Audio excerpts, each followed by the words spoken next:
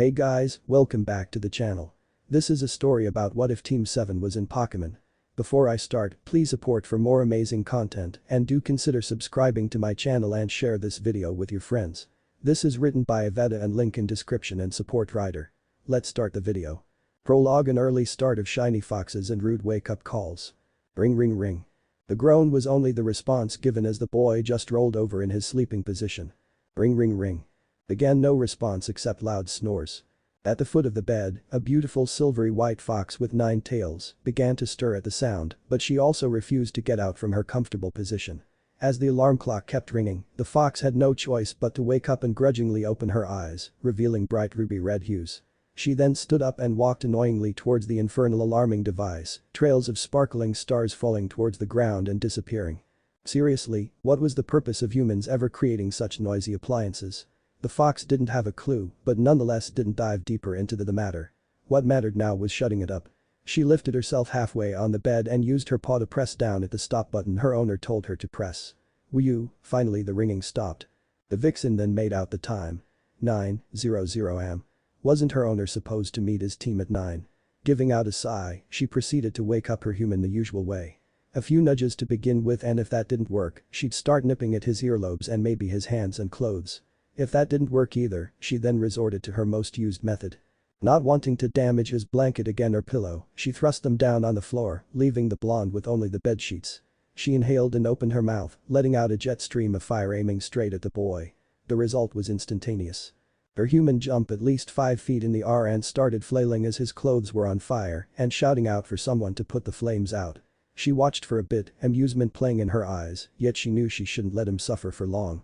Grabbing the nearby bucket of water she prepared for with one of her tails, she let it spray over the now soggy blonde. Naruto glared at his fox as he saw the laughter in her eyes. "Drr, Shirahime." Shirahime just gave a foxy smile. "Good morning to you too, Naru-chan," responded the white fox in her language. "Why did you have to wake me up early in the morning on a Saturday?" he grumbled as he glanced at the clock to see it was 9:05. "Weren't you supposed to meet Sasuke-san and Sakura-chan at the front of the academy right now? You are participating in the Chunin exams, correct?" At that, Naruto's eyes went wide. "Shit, I totally forgot. And I'm already late. Damn it, why didn't you wake me up earlier?" "I tried, but you still kept sleeping like a little kidling. Better hurry up, the exam starts 20 minutes from now." Naruto again cursed as he stripped out of his wet pajamas, dried himself off, and then put on his outfit. It consisted of orange pants with large black stripes running down at both sides and at the hem, a black sleeveless shirt with a Uzumaki swirl on it, an orange and black jacket with 2 pockets at its sides that covered over his shirt, black ninja sandals, and lastly a necklace that held a small red and white ball was around his neck. He then grabbed his forehead protector on the side table and tied it across his forehead. He hastily chewed on an energy bar and decided to bring some with him just in case he was either hungry or low on energy. He then yanked out the ball from his necklace and pressed the center to enlarge it. "Time's a-wasting, Shirahime, return." A red light from the middle of the ball shot out towards the white fox, engulfing her entire being. Shirahime didn't resist a bit, knowing what the light's purpose was. The light soon dissolved and returned inside the ball. Naruto pressed the middle again to return it to its original size. He stuck it back in its holder on his necklace and after double-checking he had everything with him, rushed out the door and locked it with his house key. He yelped when he looked down at his watch to see that he only had 7 minutes left before the exam started. He didn't need time to waste, so he decided to go into turbo drive mode. "Alright. Chunin exams, here I come." Hana Hagakure won the Chunin exams of paper tests, snake marks, and sand blossoms. Team 7 gave odd looks to the many competitors in the room. There were so many that every time they tried to see how many people there were, they'd lose count to about 80. Naruto massaged his throbbing head. It still hurt after the smacking Sakura had given him due to his extreme tardiness. He did manage to get near the entrance with 3 minutes to spare, but to say his team was surprised that he was even later than their teacher was an understatement. Kakashi almost fainted at the thought that his nephew even tried copying his habit of always being late for something. Naruto was the type who didn't like wasting any valuable time he had. The blonde had retorted that he would never in a million years do such a thing and that the reason he was late was because Shirahime didn't wake him any earlier. Said fox in her confinement was fuming at that statement. Oh, was her human so gonna receive the end of a flamethrower from her when he called her out? They were so busy with their astonishment that they were totally oblivious to the glares the other ninjas were giving them. Their trance was broken though when a high-pitched squeal was heard. Sasuke groaned when a blonde-haired girl jumped to hug on him. Good thing he was able to prevent himself from falling, or he'd further be embarrassed. Sasu-kun, you finally made it. Where have you been, cutie? I'm so excited seeing you again after all this time. Sasuke sighed. Hi Yamanaka. Now would you please let go of me? You're cutting off my circulation. The girl pouted. Aw, you're no fun. And don't be so formal, call me Ino, insert heart. Whatever. Now let go. Reluctantly Ino took herself off the Uchiha before he became even more irritated with her. It was then she spotted her childhood best friend. The pink-haired girl gave her a shy smile. Hello Ino-chan. Hey Sakura, Ino smiled back. She then noticed the medium-sized cat-like creature sitting next to her friend's feet. It was a unique shade of lavender with breathtaking amethyst eyes. A red gem could be seen on its forehead gleaming beautifully under the sunlight that filtered in the room. Ino had seen the creature many times before as it followed the pink-haired girl everywhere she went. She still didn't know if it was actually a cat or something else, but she didn't pry in questioning Sakura about where she got such a mystifying pet.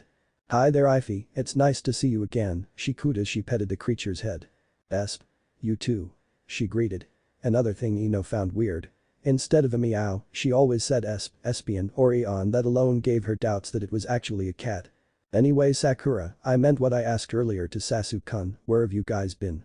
You've hardly made it on time before entrance to this room was denied. Well, we could have been here at an earlier time, she then glared at Naruto who nervously scratched the back of his head. If it weren't for a certain little brother of mine waking up late. And he was the one who said he'd get here before any of us does. The blonde boy flushed at that, but gave a humph.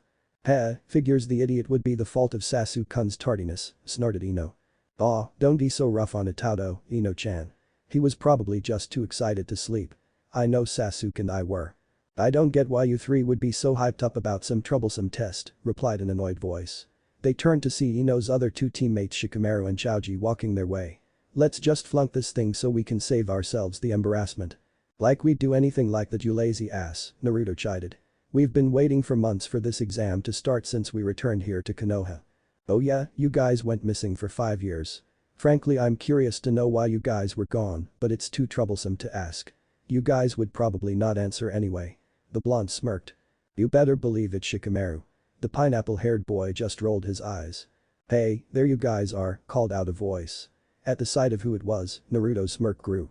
Well, if it isn't Mutt Boy, I'm surprised you decided to show your face after I kicked your butt yesterday, Kiba. His response was a glare. You just got lucky, you dope. Next time I'll be the one to kick your butt. Aha, keep telling yourself that. You're still beneath me and will always be for the rest of your ninja career. Why you little, the Inuzuka was about to tackle the blonde, but his teammate held him back. Grr, Shino, let me go, I'll show him not to mock me.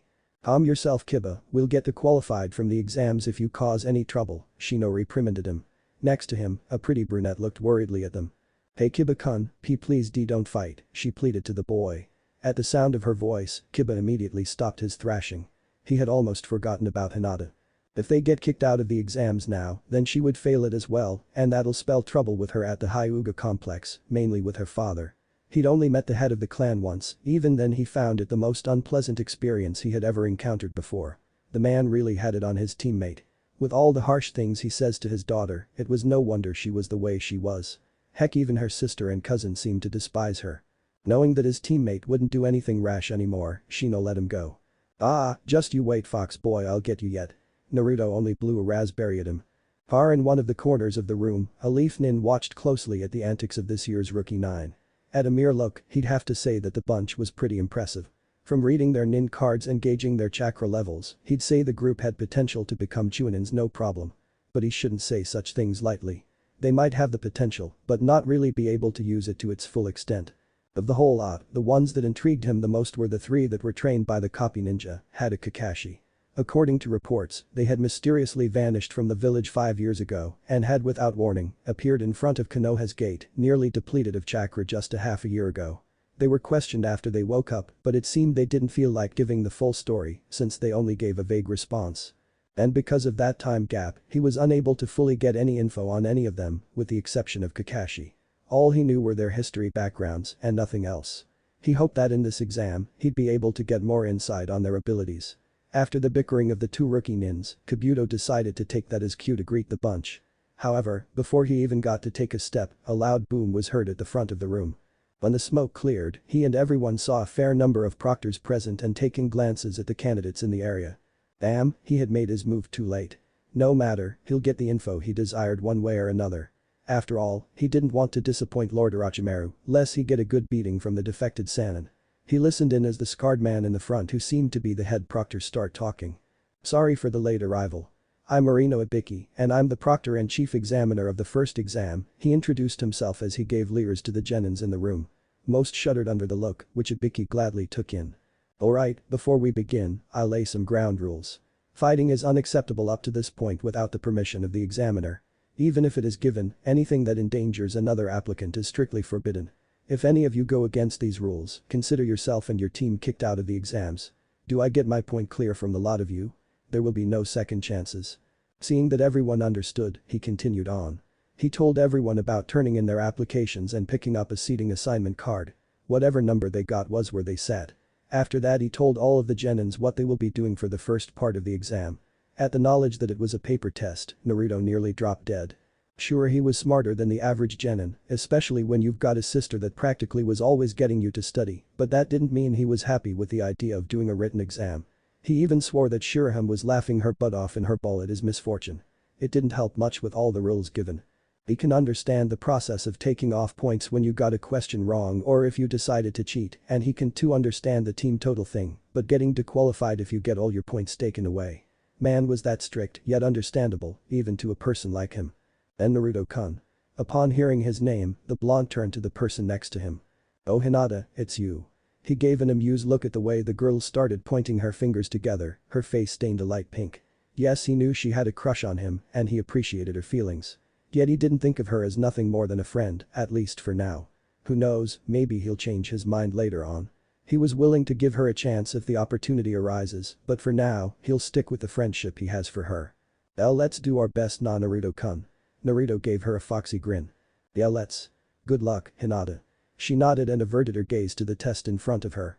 You have 1 hour in finishing the test, stated Ibiki. Starting now. And with that, everyone turned their face down test over and started. Deciding not to get too worried, Naruto read over the questions one by one to see if he knew any. At the sight of the questions, his eyes nearly bulged. These questions were something Chuninins were made to answer, not genins. There was no way any genin in the room was able to answer all of them correctly. Well, maybe Sakura could, and maybe the lazy-ass genius Shikamaru can also, with their own intellect. Despite that though, he'll do his best to not bring down his team. Even through the 5 years they've gone missing, their uncle Kakashi managed to teach him and his team a lot of things. Like the first question mentioning serptography, no sweat. He was able to read it easily. The only hard part he had to get through was summarizing the meaning. And the second question about applying the laws of kinetics, he could do a little bit of it. He wondered if there were partial points given. After answering the ones he knew, he dropped his pencil and sighed. The last question had been a bit confusing for him, and not because he didn't understand. He just wondered why they couldn't have just made it part of the written portion. They all had to wait 45 minutes into the exam before it was given. Oh well, if it said to wait, then wait he shall. But for now, he'd start thinking things over. He knew his teammates figured it out already, and even though he was slow he too figured out the purpose behind the test. The proctors wanted them to cheat, to see who were able to get away with it and who couldn't. Those who were caught were the ones that weren't fit to become Chunin. Unfortunately for him, he didn't have any techniques for spying. If he did, he would have done it by now. He glanced around the room and noticed what some of the genins were doing. Most of them were obvious, while some he had to squint to see. Not surprisingly, Sasuke used his Sharingan, which he already mastered by the way, to copy the hand movements of the person sitting in front of him. Looks like his brother found one of the hidden ringers. Sakura of course was smart enough to answer all of them. Yet just to be sure, Ify was helping out by means of her psychic powers. She'd read the minds of others around the area and determine which answers were the best ones, and then she'd give Sakura the correct answers to check her work via their shared mind link. Hiba used Akamaru to peek into the other people's papers and give him the appropriate answers, Shino used his bugs to get the answers for him, and Ino used her mind transfer jutsu on the hidden ringer Sasuke found previously and relayed the info she received to her two teammates.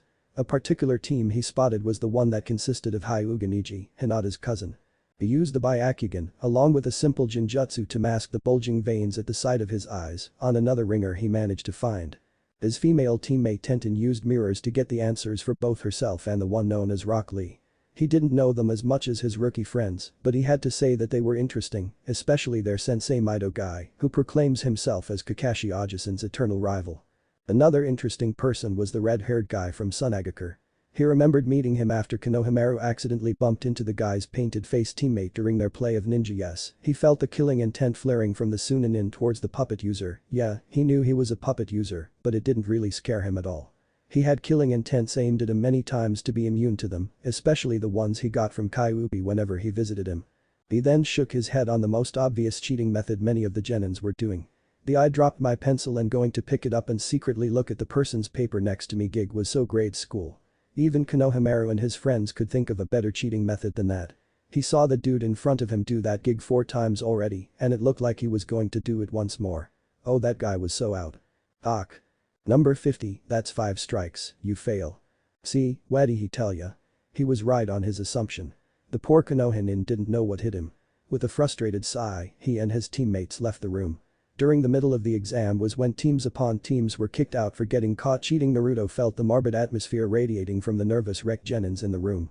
He wished he could tell them that everything was going to be fine, that they needed to stay calm and focused and not let the head proctor's dangerous appeal get to you, but he couldn't do a thing right now but wait until their 45 minutes were up.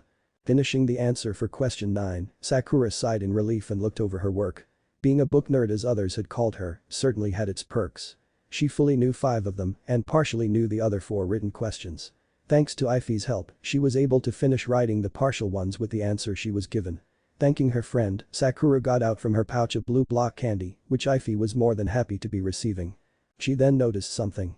She squinted and made out small grains of floating sand around the paper of the person sitting a few seats in front of her, who was now rubbing his eyes due to some sand getting in them. Few of the particles joined together to form a sort of weird eyeball, and it looked down on the genin's paper. Quick as it appeared, it burst into sand and the eye vanished. The remnants of sand then traveled back to its owner. Which so happened to be a certain red-haired Suna shinobi. Finding out who it was, Sakura inwardly gulped. She knew that boy. Gaara was his name. She met him when his face-painted teammate was bothering Konohamaru. She managed to deck the guy a couple of feet back, while Naruto managed to get the Hokage's grandson away from him. However, it was Gaara who prevented the puppeteer from attacking them any further. At the amount of killer intent he gave his teammate, she had involuntarily shuddered at the feeling. Sakura remembered him being able to sense her fear and had locked eyes with her. There were a lot of emotions she was able to pick up. Anger, annoyance, and bloodlust were the most she could sense, but there were also others laying underneath those feelings. They included sadness, betrayal, loneliness, and fear. She wasn't really sure about the last one because it was only a small flicker. But what she did know was that there was more to this Gaara person than meets the eye. It frightened her somewhat that part of her wanted to know more about him, yet she was scared stiff whenever she met his gaze. His eyes were the same color as hers, but much colder. They had read her like an open book, giving him access to all the emotions she felt throughout the years. Loneliness, sadness, fear, and anger, and then they turn into happiness, confidence, contentment, and love. She recalled that the last one made him cringe. She wondered why. Did he not receive any loving at all from his family or friends? From the way he acts, did he even have friends? Did his family love him? And why did she see those very same emotions that she had seen in Naruto, with the exception of bloodlust? Was he like him, a demon host? Sakura shook her head from all her questions. Those feelings of wanting to know more about the mysterious boy was getting back at her.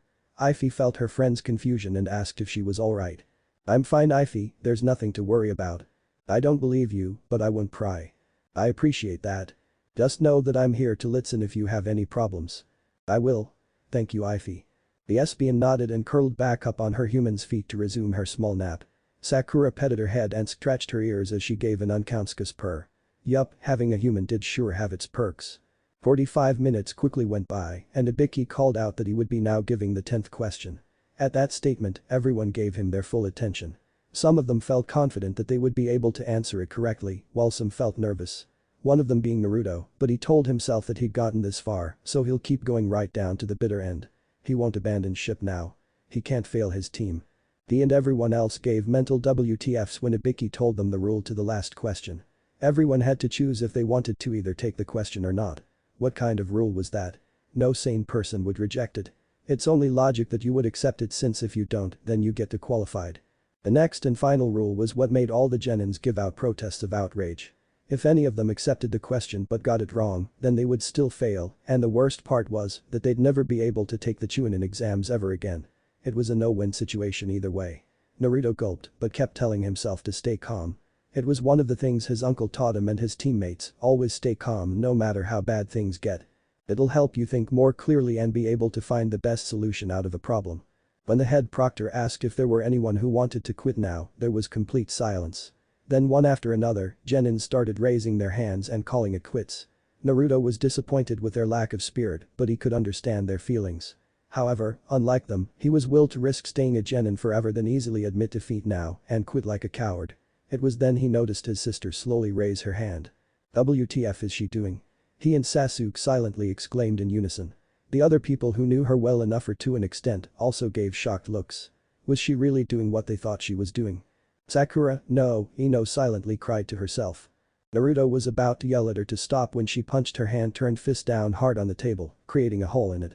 Everyone either gulped in fright, gaped at her, or did both with their eyes widen at the sight of the large hole on the wooden desk. Ify was able to get away from the falling debris before she got splinters. What Sakura said next made all the rookie nine shocked. Don't underestimate me or my friends just because we're rookies. We won't run and we won't quit just because you tell us to. We'll risk being genins forever because we'll become the strongest ninjas Konoha has ever seen, even if we achieve it from pure stubbornness alone we don't care. So give us your damn stupid question, we're not afraid of you. Right guys? She looked at each of her friends in the eye, keeping them especially on her two brothers who were gaping at her in awe. Getting out from his shock, Naruto grinned and gave her a thumbs up. You're right Neeson, we won't quit and we won't run away. Sasuke also got out from his stupor and smirked back. And no matter the circumstances we'll go through with this all the way because taking the safer and easier way out is a coward's path. Slowly, one by one, each rookie added their 2 cents and gave determined and unafraid looks to Ibiki. Said man was very impressed, but he needed to be sure of their choice. I'll ask you once more, are you sure of your choice?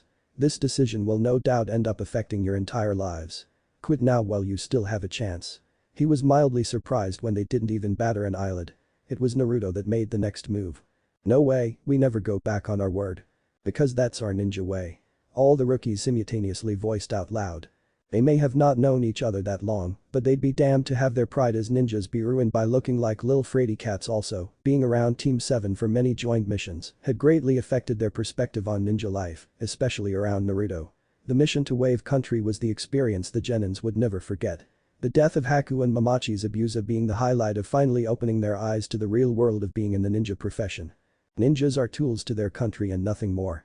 You couldn't even care about your own existence.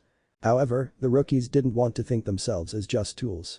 Always voicing out the opinions, Naruto had stated that he'll make his own ninja path and destiny. He considers himself as a tool for Konohagakure, but he also views himself as still a human being with an existence that is needed in the world, whether people believed it or not.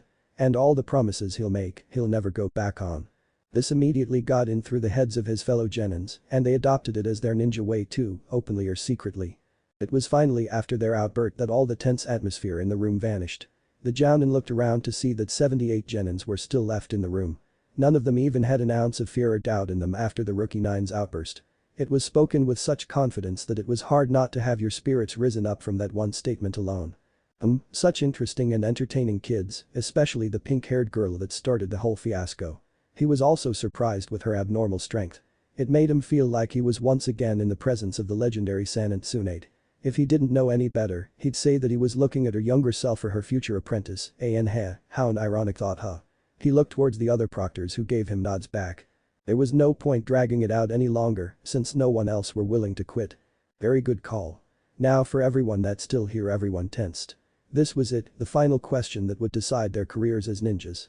Would they make it? Would they remain genins forever? Everyone was so caught up in their thoughts that they almost didn't catch what Ibiki had just said. Wait, say that again, a random genin spoke up. I said, congratulations, you've all just passed the first exam. There was silence and then. What? Naruto.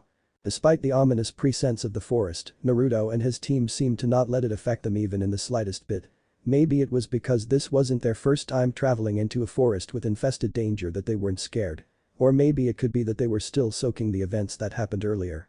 After the sudden outburst, there were many questions on why they all passed when there wasn't even a 10th question. Naruto remembered the annoyance he felt when Ibiki said that. Although it disappeared when the man explained that the last question was the true question, a fight or flight kind of situation. And he also told how all the questions on the paper test were to see who were able to cheat efficiently and who couldn't. Then he talked about all the responsibilities that a Chunin must perform and what the exact quality one needs to possess. Valor that inspires those around him who help them overcome their fear. They all admitted that no shinobi are worthy of Chunin if they always made the easy and weak decisions. It was after that speech when the next proctor came bursting in from the window. He hated to admit it, but Mitarashi Anko reminded him a lot of himself. No doubt his friends thought the same thing. They both were loud, made unexpected entrances, and ended up one way or another looking like idiots. But at least he wasn't sadistic like her, or had a loving taste for blood. I mean, she might as well be a vampire with all that blood she licked from him when he shouted out that she was only psyching them all out when she tried to scare them with Area Number 44's nickname of the Forest of Death. He even swore that he saw fangs too. That alone made up his mind to make sure that he'd never stay in a room where it was only him and her. The second exam was going to be a survival test, the one they were doing right now. It was a darker version of Capture the Flag, or in this case Capture the Scroll. The 26 teams were to be given either a Heaven Scroll or an Earth Scroll after turning in their team's consent forms, signifying that a person's death wouldn't be held responsible by the head proctor or any of the other ninjas overseeing the exam. To pass the test, a team must obtain both Heaven and Earth Scrolls to enter the tower at the center of the training area, with only 5 days to complete. A disqualification was made if you either lost a teammate, your 5 days were up and you didn't have the necessary scrolls, or if you peeked into the scrolls before reaching the tower. Whatever the consequence was, it didn't sound very reassuring. Oh well, not like they would something like that anyways, Kakashi taught them better than that. Naruto suddenly stopped in his tracks as his chakra-enhanced nose caught rain-scented smells, his siblings stopping as well. "Found a team?" questioned Sakura. The blonde nodded. The cell of rain nins are approximately a kilometer away from us from the west side. So they finally get to play? Sasuke exclaimed excitedly as he caressed one of the red and white mini tour balls on his belt. Naruto grinned. Yup. So let's have them handle this ordeal. I don't intend wasting my energy on opponents that won't be able to last 5 minutes against our Pokemon. You're right about that. Ready for a battle, Ify? Bring it on. Replied the excited Espion. She'd been waiting practically forever for a battle to fight in ever since the exam started. Her blood began to boil at the thought of having some fun playing with a team from Rain. Alright then, Tsuba, I choose you. Called out Naruto as he threw an enlarged Pokeball into the air. At the same time, Sasuke threw one on the ground. Hum out, Eclipse. The balls opened and bursts of light shot out from them. From Naruto's ball, the light formed to that of a large female swallow, who flew around the area stretching her cramped wings. After her third circle, she landed softly on the blonde's now leather guard arm, who put it on so that his friend's talons wouldn't hurt him. She greeted her trainer and received a loving pat in return. From out of Sasuke's, formed that of a male black cat-like animal with long slender ears, eerie red eyes, and gold rings adorned on its body. Upon seeing his owner, he patted quietly to him and rubbed his cheeks on Sasuke's legs. The Uchiha bended down to stroke his sleek black fur with glowing rings, getting out a purr from the creature. Alright Yacht 3, a group of rain ninjas are 2 km away. Your task is to get the scroll from them, regardless if it's a Earth Scroll or not, understood? Sakura inquired the now attentive Pokemon. They nodded in understanding and got ready to begin their mission. Sasuke spoke up next. We'll be following you guys and staying hidden in the trees with a Jinjutsu. Naruto and I will connect with Tsubame and Eclipse with the Mind Link Jutsu to help out with plans, while Sakura can just use her telepathic link with Ify. We'll only intervene in the fight if you guys get into trouble. Again the Pokemon nodded and disappeared into view. They reappeared up in the treetops. Ify and Eclipse jumping from branch to branch at a fast pace, with Tsubame flying at the same speed with them in the air, and Team 7 stealthily followed them while keeping to the shadows. Cloaking themselves with Ninjutsu and Naruto and Sasuke using the Mind Link, the 3 ninja Pokemon trainers watched from the trees as their little friends commenced their mission. Pretending to mind its own business, Tsubame glided down on the ground and started pecking the dirt. The rain ninjas who were discussing how to get a scroll from one of the rookie teams stopped what they were doing and stared wide-eyed at the large bird who seemingly was digging up for some worms. Holy now that's a big bird. Quietly exclaimed one of the nins. It looks plump and juicy enough to eat, suggested another nin. There was no doubt that he was salivating right now from the look he was giving Tsubame. It does look big enough for all of us to eat for lunch. I bet there'll still be leftovers for dinner tonight too, the last nin agreed. Then let's catch it and cook it. I'll do it. Volunteered the first one as he got out some kunai. From their hiding place, Naruto was fuming at the thought of those ninjas daring to eat his Pokemon. Why those F-bastards, if they touch one feather on Tsubame, I'll make sure they'll become Kyuubi's new chew toys. Sakura and Sasuke sweat dropped as they held back their Ataudo from blowing their cover. If it weren't for them even holding him back, he would have already be in front of the nin's faces and give them a piece of his mind. And that was never a good thing as his rage meant Kyuubi's rage as well, hence the chew toy's remark. They didn't doubt that Kyuubi was liking the idea. The range shinobi took aim and let loose a couple of his kunai, sure of himself that he'll be able to kill the bird. However, they didn't know that this was no ordinary bird. One that was very smart and trained. As the weapons came sailing at her, Subum quickly used her agility technique to get out of harm's way. The kunaes landed behind the bushes and yelps could be heard. Not a second later, Ify and Eclipse came out, growling at them angrily with glowing orbs. The Umbrian's red eyes reminded the nins of the Sharingan and for a moment they flinched at the sight. Not wasting time, Eclipse ran in to use a bite attack on the ninja who threw the kunaes. Smirking, the rain nin evaded to the side, thinking that there was no way for the cat or whatever it was to catch him. A ninja can easily ward off an animal because it wasn't a trained animal, right? Oh, how wrong he was. When he missed his target with a burst of speed, Eclipse appeared in front of the startled aim nin and clamped his teeth on his arm. "Arg, you dumb animal, get off."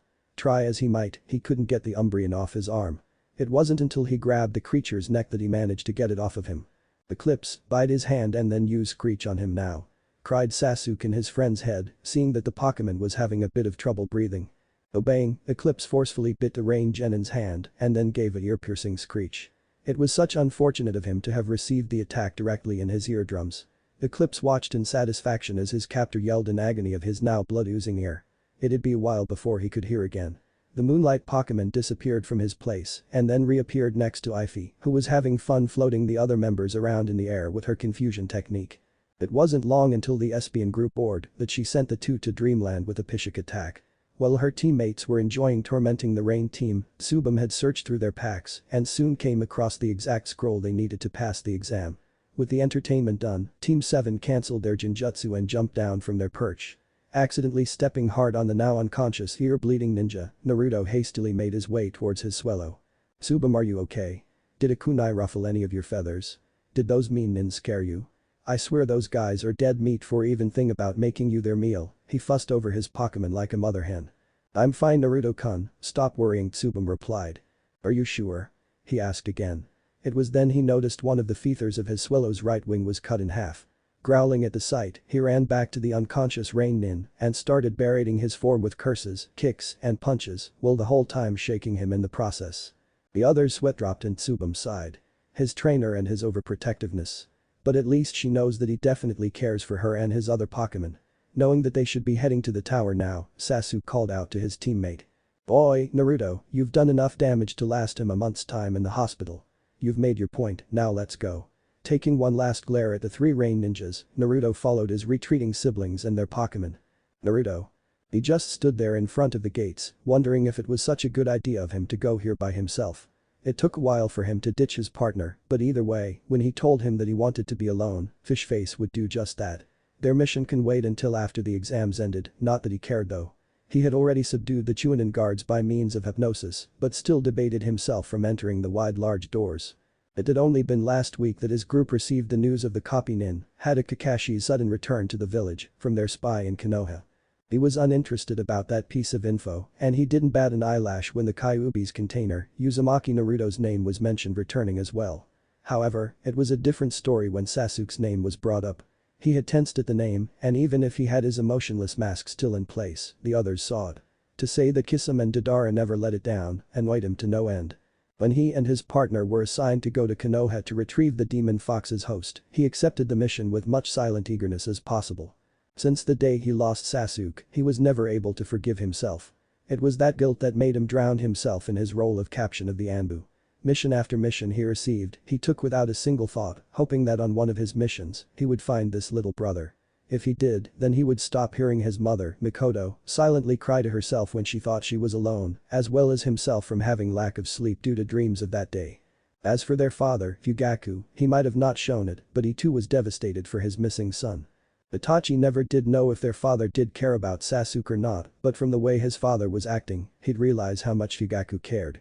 It was at that point that he grew a bit more respect and caring for the man, but even though, Itachi was still distant with him. It was a nice chance to start though, but in the end, he never got it. The night he lost everything was the night he decided to leave his village, his country, and all the hope he had left in him at ever finding Sasuke again. And now after 5 years, that hope slowly started to return. If it was true that this brother was alive and well in the village, he was not going to pass up on this opportunity for a second chance, even if in the end he'll betray Akatsuki. He never really liked the others anyway, so it didn't matter if he left or not. The only problem was that they'll come after him now, but that was insignificant to him. All he'll need to do was use his Menjaku Sharingan and send they off to a world of 72 hours worth of hurt. Of course there was the strain his eyes will have to endure, but that too wasn't important. What was the person behind these walls of Konohagakure. Making up his mind, Itachi walked through the gates and disappeared into thin air. His first stop, the Hokage's office. Naruto. Looking around her surroundings and checking for any chakra signatures, she sighed in relief when she deemed it safe. She laid down Ify and rummaged through her small pack for an antidote.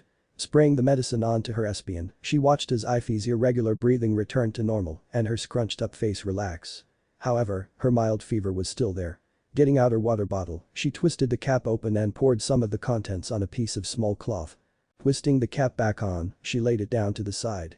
She then wrung the cloth to get rid of some of the excess water, folded it in half, and laid it on Ify's forehead. As she nursed her Pokemon back to health, Sakura's thoughts wandered to the events that just happened recently. It had happened so suddenly. As they were making their way to the tower, a sudden powerful gust of wind flew at them. Pushing her teammates and her Espion doing the same to their Pokemon, she and Ify took the direct hit and were blown away through the trees, separating themselves with the others. If you thought that was bad, how'd you feel encountering yourself with a gigantic snake that almost ate you alive? That blasted snake ended up poisoning her precious friend and decided to get away from it in order to treat her Espion rather than kill it now. She distracted it with a Genjutsu, so she was able to get away easily from it. Now her problem was finding her teammate. But how to start? She couldn't use Espion to link her mind with the others because of her condition, and she was never good at tracking like Naruto was. Way to minute tracking. An imaginary light bulb lit on top of her head. She'd almost forgotten her contract with the dogs, thanks to her uncle Kakashi. Biting her thumb to draw out blood, she smeared it across her left palm and did the hand seals for the summoning technique. Guchius no Jutsu, summoning technique. A smoke appeared when she slammed her hand on the ground. From it appeared a small pug dog. Yo, Sakura. Hi Pakin, I really need your help right now. I got separated from Itato and Sasuke and I need to find them quickly. There's no telling what trouble they're in right now. Would you please help me? The dog gave a salute. No problem, I'll get to it right away. While Pakin was sniffing around to catch the scent of Sakura's siblings, the girl went to repack her things. I've found their scent and another's. It reeks of snake. Then let's not waste time, take me to then, the pink-haired girl commanded the dog, returning Ify into her unused Pokeball who really detested them, but she now wouldn't have any choice in the matter. Sakura wasn't going to carry her all the way. Pakin nodded and led the girl towards the direction of her teammates. However, before they even took a step forward, a roaring hissing sound filled the area. From out of the trees came the very same gigantic snake that Sakura had encountered earlier. It seemed to have somehow broken her illusion and had managed to track her down. Shit, cursed Sakura. The snake lifted its tail and sent it down straight at them. Pakin. She cried out as she reached out to pick up the small dog. Just as the tail came slamming down, she narrowly dodged to the side. The force of the vibration made by the tail though, sent her hitting the trunk of a tree. She yelped at the painful contact as Pakin looked to her with concern. Seeing that it missed, the snake hissed furiously and decided to attack with its poisonous fangs instead. The two could only watch in horror as it striked at them, fangs exposed with dripping venom. Naruto. He stopped in his tracks as an unpleasant smell of snake met his sensitive nose. That wasn't a problem though. If it happened to show up and attack, then he'll just kill it with his sand.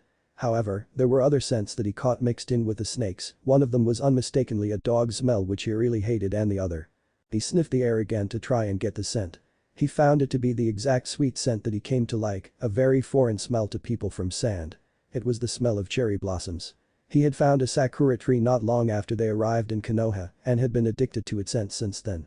From all the people of Konoha, there was only one person who he remembered having that smell. It was a surprise to him that someone would actually smell of his now favorite flowers. If he recalled correctly, it was that pink-haired girl from the Uchiha's team. There was something peculiar about that girl, he realized the moment he locked eyes with her. He had sensed her fear, yet her emerald gaze stayed intact with his. However, what he didn't like about her eyes was that it seemed to penetrate past his guarded ones easily. She was able to read each and every one of his emotions, including the last one he gave out fear. He had to be wary of that girl, she was dangerous for his state of mind. But that didn't mean that he'd easily get rid of her, no, he wouldn't get rid of the only person he knew with the scent of cherry blossoms. If given the chance, he'd probably want to keep her as close as possible. Tamari and Kankuru gave questioned looks to their younger sibling as he stared at the sky in some sort of daze. "Ara, are you okay, is something wrong?" asked his sister in concern. The redhead didn't say anything for a while before getting out of his trance. "It's nothing," he replied. Suddenly, a loud hissing roar was heard coming not too far from where they were. Without warning, Gaara suddenly ran to the direction of where the snake and possibly the girl with the pink hair were at. All the way, he ignored his siblings' shouts of wanting to know where he was going.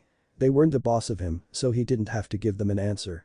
Reaching his destination, he saw the gigantic snake just ready to launch a tail whip at the figure carrying a small nindog.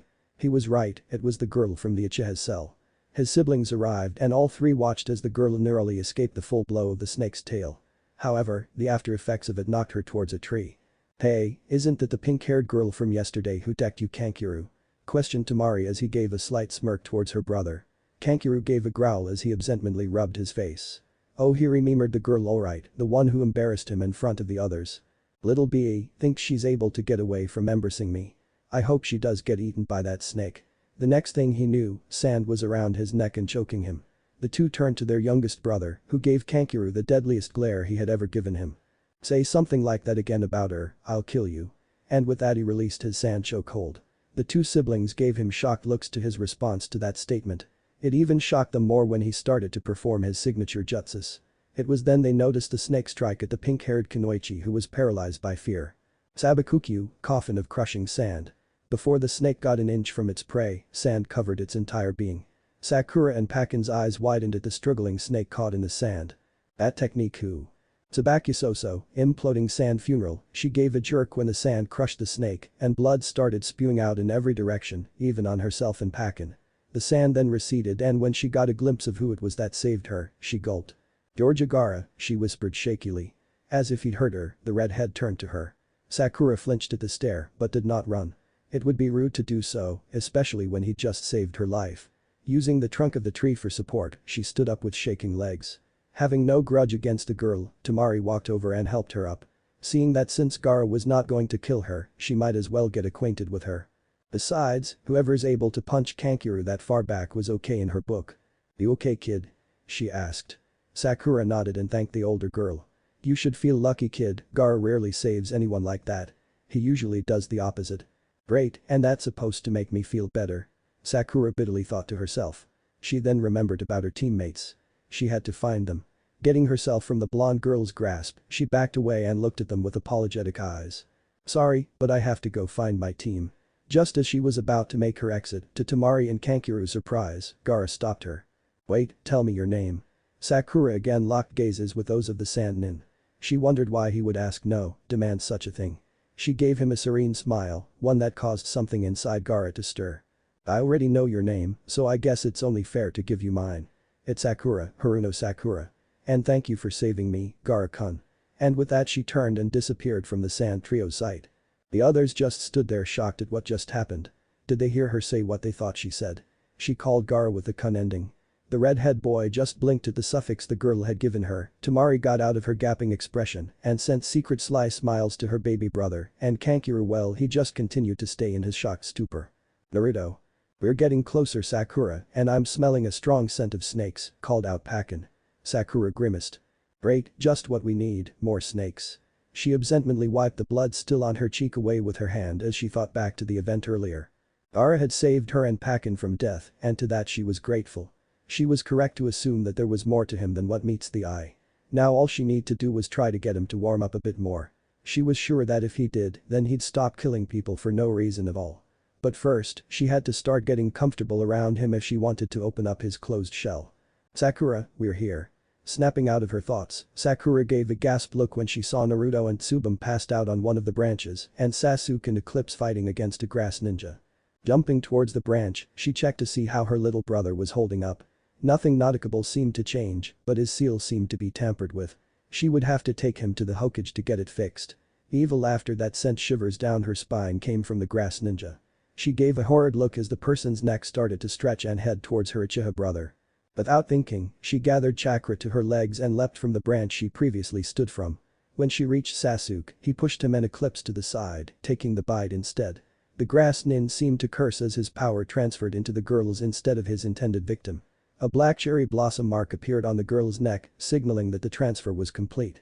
After being released, Sakura stiffened and gave teary cries as she clasped her now throbbing neck. "Sakura!" cried out Sasuke when he saw his sister screaming in pain. He came to her and held her close as she continued her agonizing cries. He glared at the grass nin who was glaring at the pink-haired girl.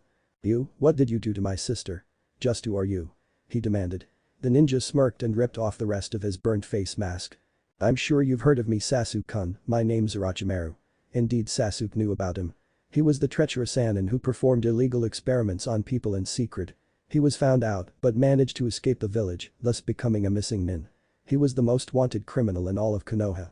"What did you do to Sakura?" "I meant to give that seal to you, but that little brat got in the way." "Oh well, it matters not, unless she has a very strong will, she won't last the night." At hearing that, Sasuke gave a frightened look towards his older sister. No, she just couldn't die. She still had a lot of things to look forward to, especially her dream. To become the greatest medic in the world. Also, he'd be damned if he lost one of his family again. "If I can't have your Sharingan eyes, Sasuke, then no one will." The Uchiha gasped as Orochimaru prepared to strike them with his Kusanagi, soul cutter, sword. Thinking quickly, he grabbed the pokeball attached to Sakura's necklace and threw it at him. The Sannin jumped back as the ball burst open to release the Pokemon inside it. Ivy appeared looking a lot better than she did earlier and stood up shakily as her eyes gazed to the person in front of her. That person smells like snakes. I hate snakes." She then looked back to see Sasuke look expectantly at her. Her eyes widened to the now unconscious Sakura. "Sakura. Sasuke, what happened to her?" she demanded to the brunette boy as she ran over to them. "Save the questions for later, Ivy, right now you have to get us out of here." With the urgency in his voice, Ivy had no intention of disobeying. She spotted the passed out Naruto and Tsubame as WLL is packing. It'll drain her a little and she was still a bit shaky, but she would be able to manage teleporting all of them safely outside the tower. Sensing that they were about to escape, although he didn't know how they would be able to, Orochimaru went to lunge straight at them with his blade. Seeing this, Ivy wasted no time and glowed a color blue. Just as the sword was in reach of its victims, Sasuke, Sakura, Naruto, Eclipse, Ivy, Tsubame, and Pakin vanished. The Sannin cursed as his prey managed to slip away from him. Whatever that creature was, he was going to kill it the next chance he got.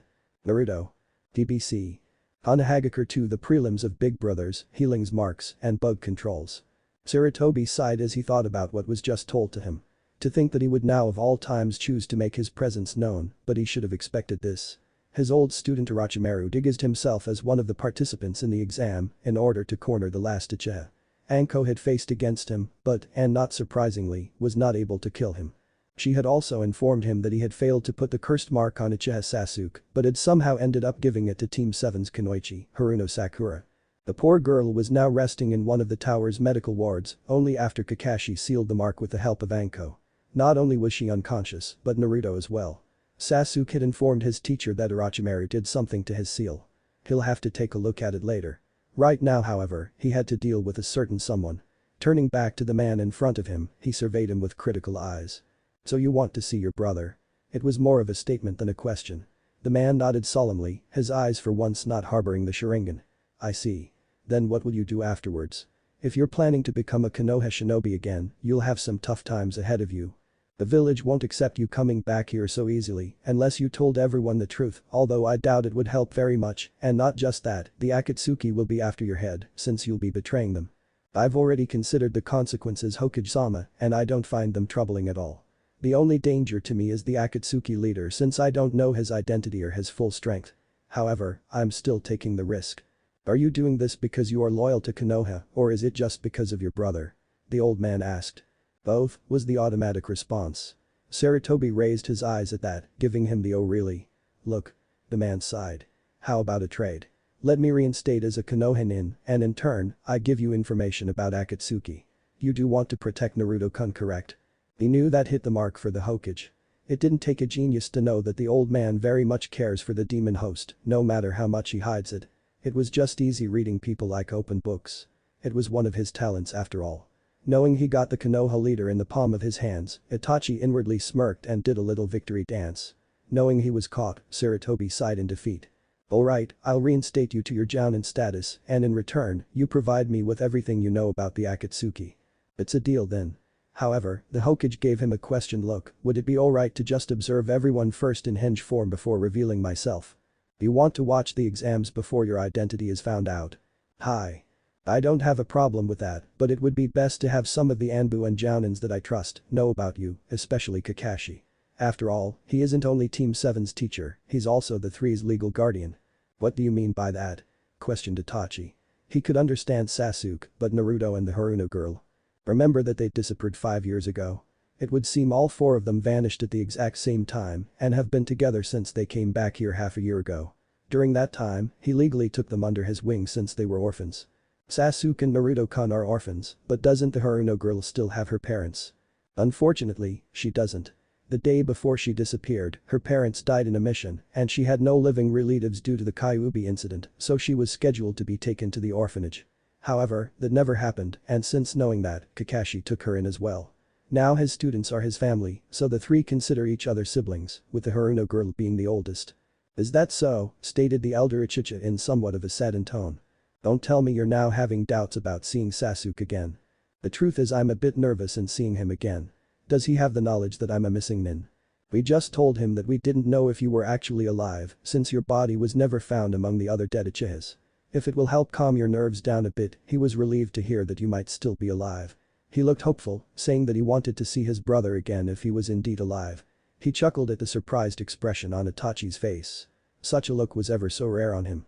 Also was the small smile on his face. I want to see him as soon as possible too, but I think it'll be better to wait after the exams. I don't want him getting distracted because of me. Besides, I want to see how good he's gotten.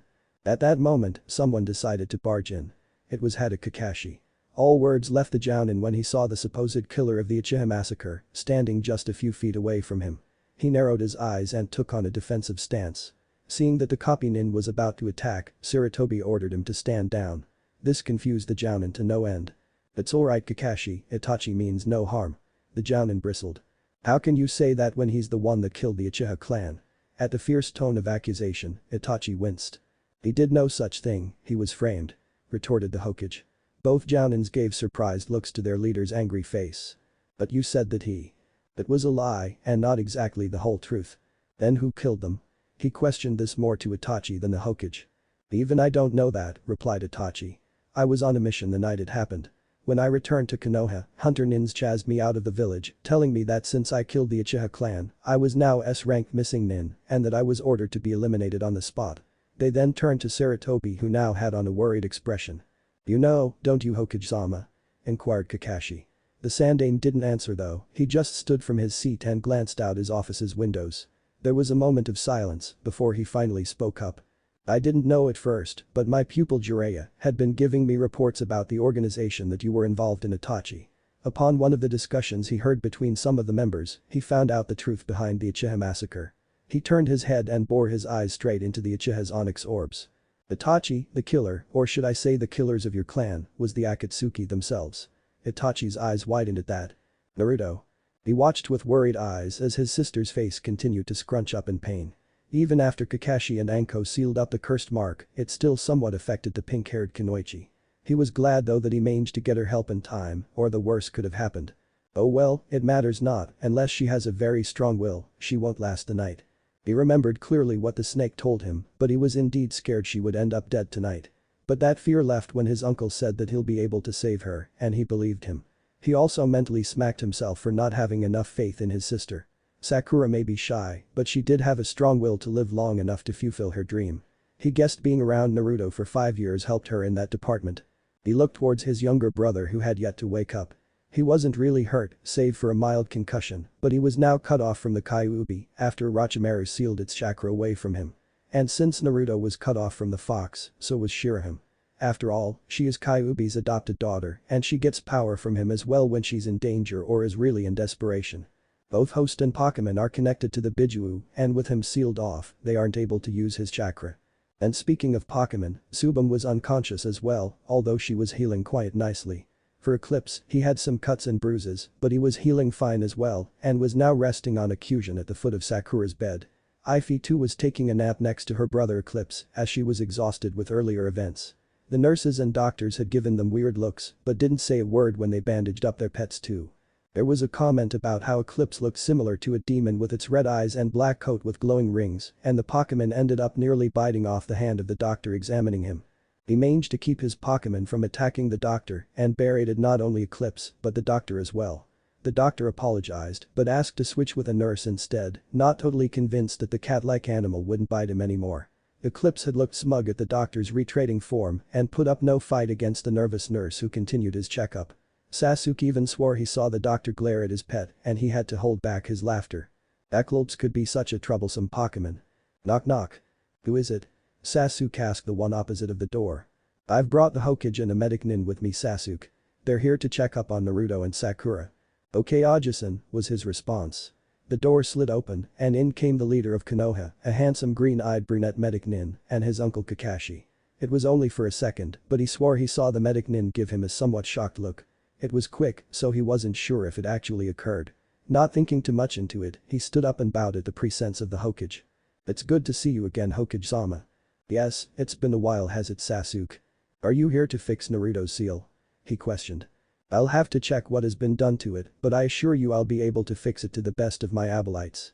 Sasuke gave him a grateful look and watched as the Hokage went to check his brother's seal. In the meantime, Kasuke will take a look at Sakura's condition. Kasuke. That would be Uchiha-san, replied the brunette medic. I've heard about her receiving Orochimaru's cursed mark and I'm here to make sure the after effects of the mark's sealing doesn't endanger her health. She still has a slight fever, if that's one of the after effects you're talking about. That's one of them, but I'm going to also check her chakra system as well to see how much of the cursed mark contaminated it. With a nod of understanding from Sasuke, Kasuke went to look over the Kunoichi's health. The girl was still in pain, but only mildly, and as Sasuke said, had a slight fever. He could work on that later and went to check her chakra system. He felt pity on the girl as soon as he saw already half of her system being taken by the seal. However, he did find something strange. He didn't know what it was, but some other chakra from the direction of her left shoulder was starting to fight back the tainted one. It was slow, but seemed to be working and keeping the seal from continuing to spread. Actually, it seemed like it was destroying it bit by bit. He was outright amazed. Wondering what was on the girl's left shoulder, he lifted up her left sleeve to see a faintly green glowing mark on her skin. It wasn't just any kind of mark he'd ever seen though. It resembled a pixie-like creature with two curved antennae and big blue eyes. "What are you doing?" came a strained voice from behind him. He was inwardly surprised Sasuke was able to sneak up on him, but he didn't let it show. "Uchiha-san, what's this marking on the girl's shoulder?" "Were you asking?" Did Kasuke only imagine it or did the Uchiha boy seem kind of nervous about answering his question? Half of this girl's system is already tainted, but this marking is slowly destroying it. If it continues on, the seal will be broken, the medic replied. Sasuke slowly smiled at that, but frowned when he tried to find out a way from answering the medic's question. Seeing the boy hesitate to say something, he reluctantly let it go. "Never mind, you don't have to explain. I'm just saying it's very fortunate of her to have it, whatever it is." "Thank you," Sasuke gratefully thanked the medic, smiling serenely at him. Kasuke inwardly squealed in joy of the cuteness the boy was now portraying. He really did look like an angel when he smiled like that. "You're welcome. Now, let's take care of that fever of hers." For the next hour, Kasuke had checked not only Sakura and Naruto, but also the Pokemon. Sasuke found it strange that a mere stranger was able to make him feel happy inside and comfortable. Even Eclipse was well behaved and seemed to take a liking to the medic. The awakened Ify and Tsubame also took a liking to him. They wouldn't stop wanting their heads being stroked. They were disappointed when Kasuke had to leave with the Hokage, but he promised to see them again once more before the next test of the Chunin exam started. At the mention of that, Sasuke asked if his siblings will be well enough to continue on. He inwardly whooped with joy when he received a positive answer. Seeing the happy face on the boy's expression, Kasuke couldn't help but smile fondly at him. As soon as they were back safely at Saratobi's office, the medic immediately went to dispel his hinge. Short brunette hair became black ponytailed hair and eyes changed from green to onyx black. Two scar-like lines appeared down at the side of the person's nose and his medic outfit turned to a high-collared black coat with red clouds at the ends. "So what do you think of him, Itachi?" inquired the Hokage. "He's still the little brother I've known all those years back, but there's a small change to his demeanor." "Oh?" His face has grown a bit cold. "Something dark must have happened during those 5 years. Do you know anything about it?" "Somewhat, but I wasn't given any full details about it. They refused to tell the whole story. However, they did say that when they were ready, they'll explain everything. For the time being, all we can do is wait." Itachi nodded, saying that he understood. "Naruto?" 5 days passed quickly, and all the teams that made it through the second exams were now all present in the tower's arena, with the exception of Team 7. They were currently being given a final checkup before joining the others, mostly with Sakura because of her cursed seal. Sarutobi had dubbed Itachi, in the form of Kasuke, as her personal medic since he knew more about Orochimaru's mark than him. Anko would have been more suitable, but she didn't know about Itachi yet and she knew less about healing than the Uchiha. However, with Sakura's healing mark steadily destroying the seal, he wouldn't need to be her medic for very long, so it was okay. The teams in the arena started getting restless, wondering why they were waiting for the Hokage for so long. They did not dare voice out their complaints as there were many Konoha ninjas present, mainly Jounin. The rookies were worried about the absence of Team 7 since they didn't know if they made it or not. They didn't like to admit it, but out of all the rookie teams, they were the strongest. There was no way that they weren't able to pass. Naruto was the ninjutsu expert, Sasuke the taijutsu expert, and Sakura the genjutsu specialists.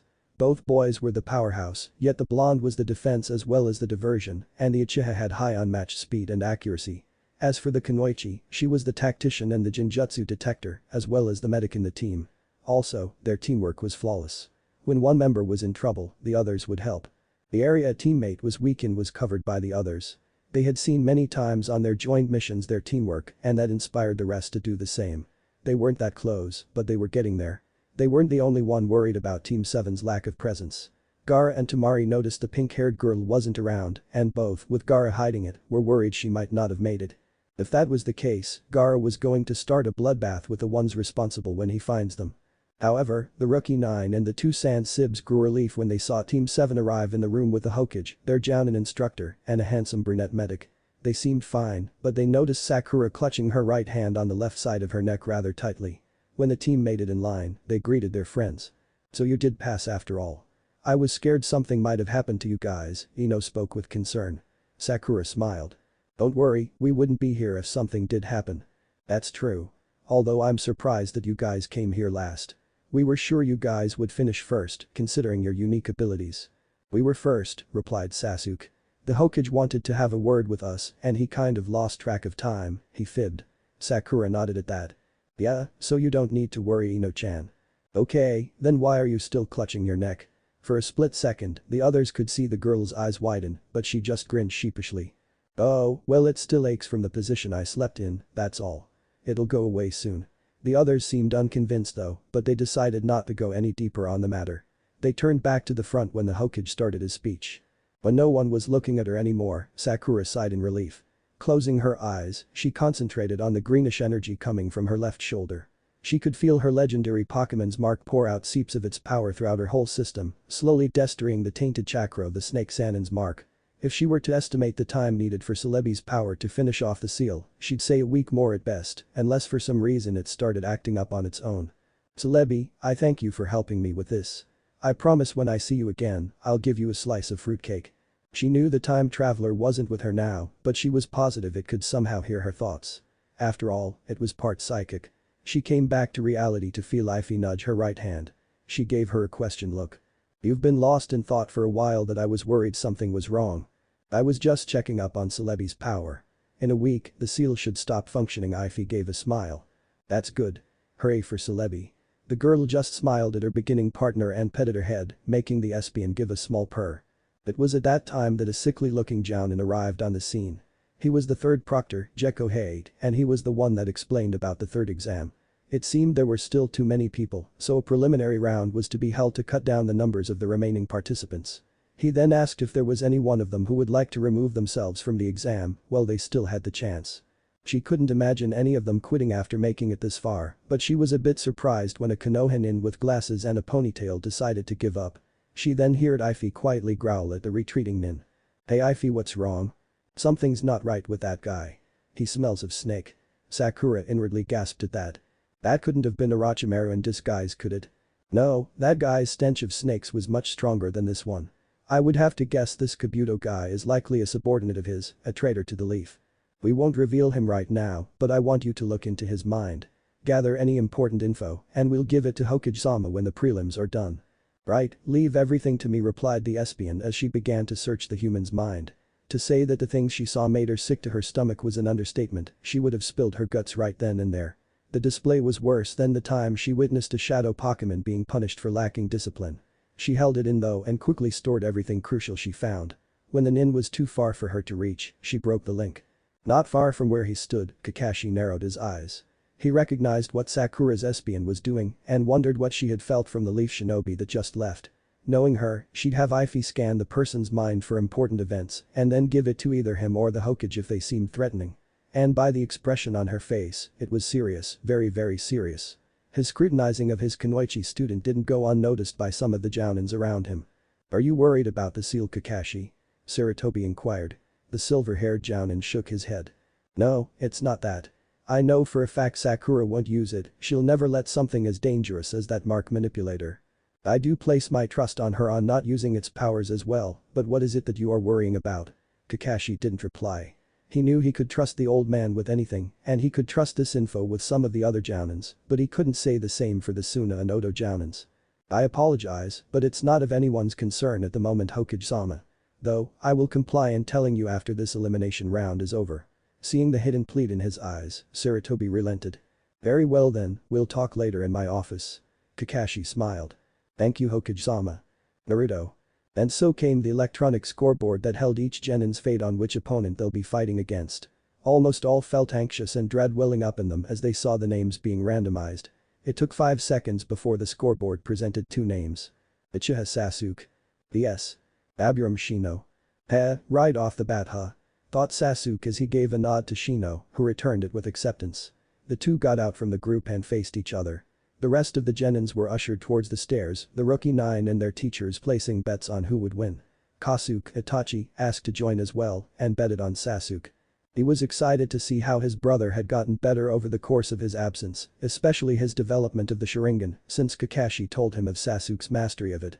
But the question was, will his brother use it against this kind of opponent who uses only his bugs in combat? Alright, this is no holds barred combat. Both combatants will fight until one of them is dead, unconscious, or admits defeat. If you sense that your opponent is overpowering you, concede your loss if you value your life. There will be times where I'll step in to prevent a total bloodbath, but don't always count on that. You now know the rules, so are both combatants ready? Both Sasuke and Shino nodded. Alright then, begin. Instantly, Sasuke started performing hand seals at a rapid speed. Shino recognized the technique and quickly prepared his defense. Heiten Gakakyu no Jutsu. Fire release great fireball technique. The giant ball of fire came at Shino at high speed, enveloping him. The others gasped at this and wondered why the Uchiha would try burning one of his comrades alive. The answer came when Sasuke jumped and rammed a back kick from behind him. Shino appeared and blocked the attack.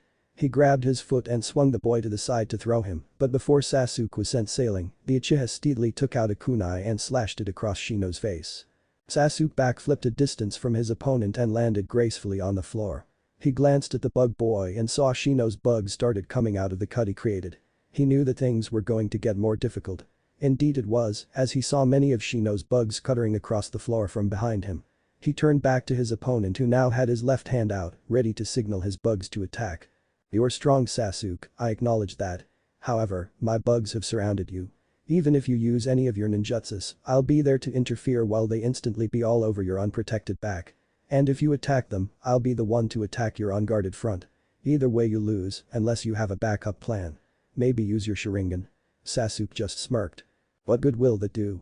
I won't use it against someone who won't fight me in close-range combat and instead let their pets fight for them. I want to win this fight without depending on my Dijutsu. I'll only use it in dire situations, and this is not one of them." Shino frowned at that. "So you don't think the situation you are in right now is critical?" "No, because it's about to turn around," replied Sasuke as he grabbed the red and white ball on his necklace. The bug boy rose his eyebrow on the strange object, while everyone in the room save for Team 7, who grinned, and the Hokage, who gave an excited look, gave wondered thoughts on the item the Uchiha was holding. Sasuke touched the middle of the ball, enlarging it, and then threw it far across the arena just behind Shino's Kakechu, parasitic destructive bugs, army. "Come out, Shiva." The ball opened, releasing a small blast of white light. Up on the balcony in disguise as a sound jounin, Orochimaru couldn't help but remember the same thing he did in the Forest of Death, but with the pink-haired girl's own ball. However, the creature who came out was different, and from what he remembered how the other looked, it was currently sitting down next to its owner just on the other balcony. Just like hers, the creature released was also strange, emitting a weird kind of energy pulse from its body. They weren't the only ones, the Kyuubi brat had one too, some kind of giant swallow. And judging by the other Konohanins' reaction, only Team 7 had such strange creatures. He had to remember to tell Kabuto to look them up. Knowing what these creatures were could prove useful in the future. The light began to form into a distinctive shape, and when the light cleared, everyone gave awed and intrigued looks. There in the far side of the room stood a beautiful, and at least I consider it beautiful, quadrupedal creature of 3 feet with white fur, a black face, tail, and a scythe-like growth on the right side of its head. On its forehead was a black oval-shaped dot, and down alongside its face was a scythe-like blade. Its paws protruded sharp claws, and its eyes were a deep shade of red, resembling that of the Uchiha Sharingan without the black tomos.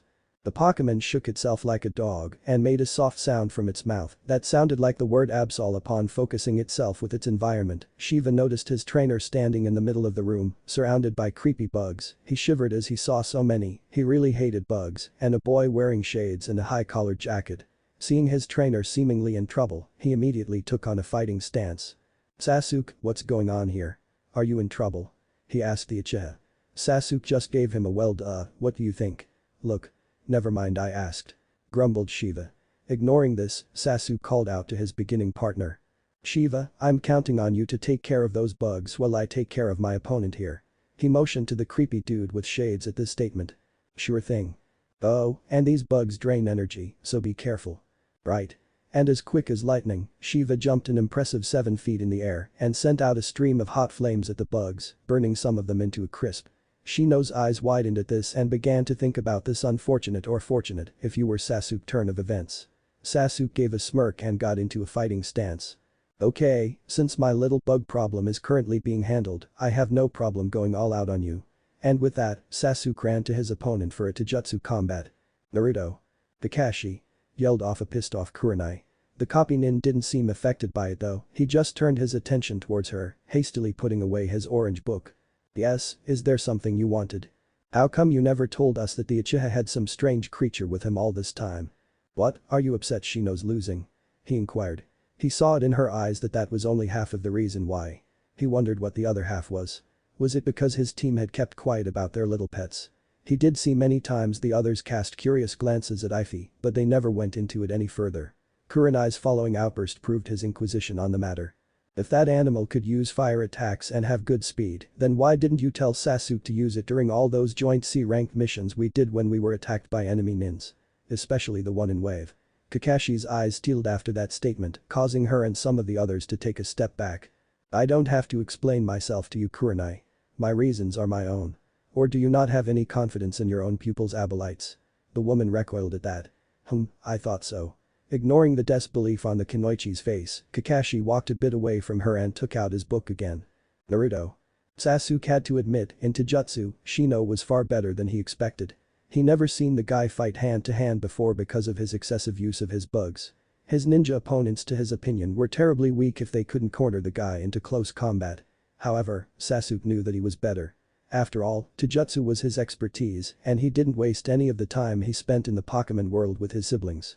Even on their journey Kakashi trained them in the ninja arts and each found their own specialty. He and Naruto loved to spar, whether it was during break from their traveling or on the road, heading to a new city or town. Sakura would always fuss over this, especially when she had to end up always healing their wounds, but knew her brothers would never listen to her pleas to stop their constant matches. On the bright side to it, she did find it entertaining and would record who had the most wins and losses. It even surprised him during the times she even participated due to boredom. Although he hated to admit it, even though she wasn't proficient in that area, her punches hurt a lot more than Naruto's. He grimaced as he thought about the time she accidentally punched him squarely in the face and to a nearby tree. Right after realizing what she had done, she started apologizing frantically, and similar to that of Toru from Fruits Basket, and went to mother hen mode. Needlessly to say, he was bedridden for 2 days. Musing out of his thoughts, Sasuke saw an opening in Shino's defense and went straight for it. The bug boy was sent crashing to the wall and this time didn't split into bugs. Sasuke looked to his opponent with critical eyes. The guy was still conscious. He looked to his Pokemon who was idly standing in the center of the arena and staring back at him with questioned crimson eyes. He looked around to see if there were still bugs around. There were none. Not wanting to drag this match any longer, Sasuke thought now was the time to end the fight, so he decided to give the bug boy a one-way ticket to Dreamland. Shino picked himself off the wall and stood up shakily. He knew it was a lost cause already. Even if he sent more bugs to go after his opponent, the Uchiha's pet would just burn them to a crisp. He saw the raven-haired close his eyes and then opened them to reveal bloodshot orbs with 3 tomos in each one. Shino knew it was better to give up now before he buried himself in deeper trouble. There was no choice. "Examiner, I resign," he told Hade as he raised his hands up in surrender. The sickly shinobi nodded. Winner of the first round, Uchiha Sasuke. At that, Team 7 and anyone else who betted on the Uchiha, which were surprisingly few, cheered. The ones who lost, like Kiba since he didn't like Sasuke to begin with, groaned and handed over some of his earnings to the winners. He would not lose the next bet. Sasuke just blinked before deactivating his Sharingan. He then went over to Shino and helped him steady himself on his feet. Shino gave him a thankful gesture and together they made their way towards their teammates. Sasuke motioned Shiva to come as well and the Pokemon obediently followed his trainer. Wanting to apologizing for killing his bugs, Shiva did what he only could do, he helped support the person he called Creepy Dude. Somehow knowing what the creature was trying to do, Shino gave a small thanks and patted the Absol on his head. He didn't seem to mind at all. As they reached their team, Kiba immediately berated his teammate on why he gave up so easily. He was only responded by a wasn't it obvious look. That left the Inyazuka throwing a bit of a fit. Ignoring him, the others gave curious looks to Shiva who only stared back at them. He then laid down, yawned, and took a cat nap. Everyone sweat dropped in Sasuke's side. His Pokemon can be so rude sometimes, it always reminded him of himself when they were younger. It seemed that persona rubbed off to his Absol. Everyone then turned to Hate who coughed loudly to get everyone's attention. The next opponents will now be confirmed. The scoreboard went through the names and a few seconds later, it stopped. Yamanaka Ino. BS. Tenten. Ino stood no chance against Tenten's weapons and looked to have lost. However, through narrowly dodging the barrage of weapons sent towards her, she managed to pass through Tenten's defense and threw an exploiting tag kunai near the weapon mistress. Before the blonde was knocked unconscious by the older nin's bow, she activated the tag causing a big explosion. Tenten ended up hitting the wall rather hard, resulting the match to end in a draw. They were quickly taken away to the infirmary. Hyuga Hinata. BS. Pankuru. Pankuru berated how it was a waste of time for him to fight against such a weak ninja. Hinata almost ended up forfeiting right then and there, but Naruto's yelling words of encouragement and telling how she did very good on their first A-rank mission and telling her how Kankuro was only a big bully made her come out of her shell and finalize her resolve. She turned on her Byakugan and with surprise, noticed the real Sand Nin hiding in the bandages the puppet had on his back. Before the Sand Shinobi could do anything, Hinata rendered the real puppet user of his Tenketsu points, ending the fight with her victory. Burino Sakura. BS. Inyazuka Kiba. Both Sakura and Kiba gave loud yeses as they found out it was their turn to fight. Realizing what she had just done, Sakura gave an embarrassed look to her fellow peers who just stared at her weirdly. Well, when you've been around Itato as much as I have, his antics start to rub off on you, was her explanation. Naruto pouted as everyone agreed. Hey, it's a good thing isn't it? Then the others would have the courage to do such stuff. Not like we wanted you to do it in the first place you dope, replied Kiba. And I didn't. You guys are the ones who decided to act that way those times ago. Sorry to cut your discussion short, but Hayate and the foreign ninjas are getting impatient, spoke up Kakashi. Oh, sorry sensei, apologized the pink-haired Kunoichi. She then turned to her Pokemon partner. You ready to fight Ify? Esp. Yeah. Both females then jumped over the railing towards the bottom of the arena, Kiba following suit. The dog user landed on the floor and turned to his opponent. What he saw made his and everyone's with the exception of Team 7 jaws drop. Sakura was bathed in a lavender glow and her descent was like that of feathers falling to the floor. Next to her was Ify bathed also in the same light, but what was weird were her eyes. Her amethyst orbs were glowing. Landing softly on the ground, Sakura turned to see everyone stare at her in awe. She gave them curious looks as if to say what? Did I do something wrong? In fact, she voiced it out. How did you do that? Demanded asked Kiba. Upon realizing what he meant, she just grinned. Beat me and I'll tell you. Gee, fine. Let's go Akamaru. He exclaimed as he set his dog down next to him. Arf. Right. Okay Ify, get ready. Ify, her tail going up in alert and her eyes gaining a serious look. Alright, are both combatants ready? Inquired Hade. When he received nods, he raised his right hand up and dropped it down. Then begin. And with that, Kiba and Akamaru charged. Hanahagakure 3 the prelims 2 of tag teams, wind users, and bad memories. Sakura got herself ready as Kiba charged at her with great speed. The Inyazuka gave a powerful punch to the girl which she immediately blocked by crisscrossing her arms in front of her. He gave another punch, but she slapped it out of the way. He aimed for a roundhouse kick to the side of her head, which she blocked with her left arm. This little exchanges of punches and kicks were continued as Kiba continued his close combat assault at the girl who just continued blocking or dodging his blows. She had yet made a retaliation, and the boy decided he didn't want to give her that chance. He'd seen how hard she could hit. That tree she smashed through on one of their missions proved enough how powerful her punches and kicks could be, even without the use of chakra. Mind you, he never got hit with one of those, but from what he was told from Naruto and Sasuke as both experienced them themselves, you could very much get your bones broken if you didn't be careful. Taking this into heart, he made sure he'd keep her on the defensive throughout the whole match. Unfortunately, he didn't get his wish. Finally being able to read her opponent's moves, Sakura started her counterattack. Ducking away from a kick, she spun around on her low crouch and swept the dog boy of his feet with her left leg.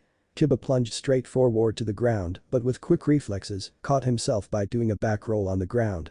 However, he wasn't given the time to recover his bearings as Sakura aimed a heel drop kick at him.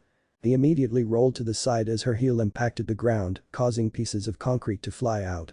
Kiba gulped. If that was only a fraction of her power, he'd hate to see her fullest.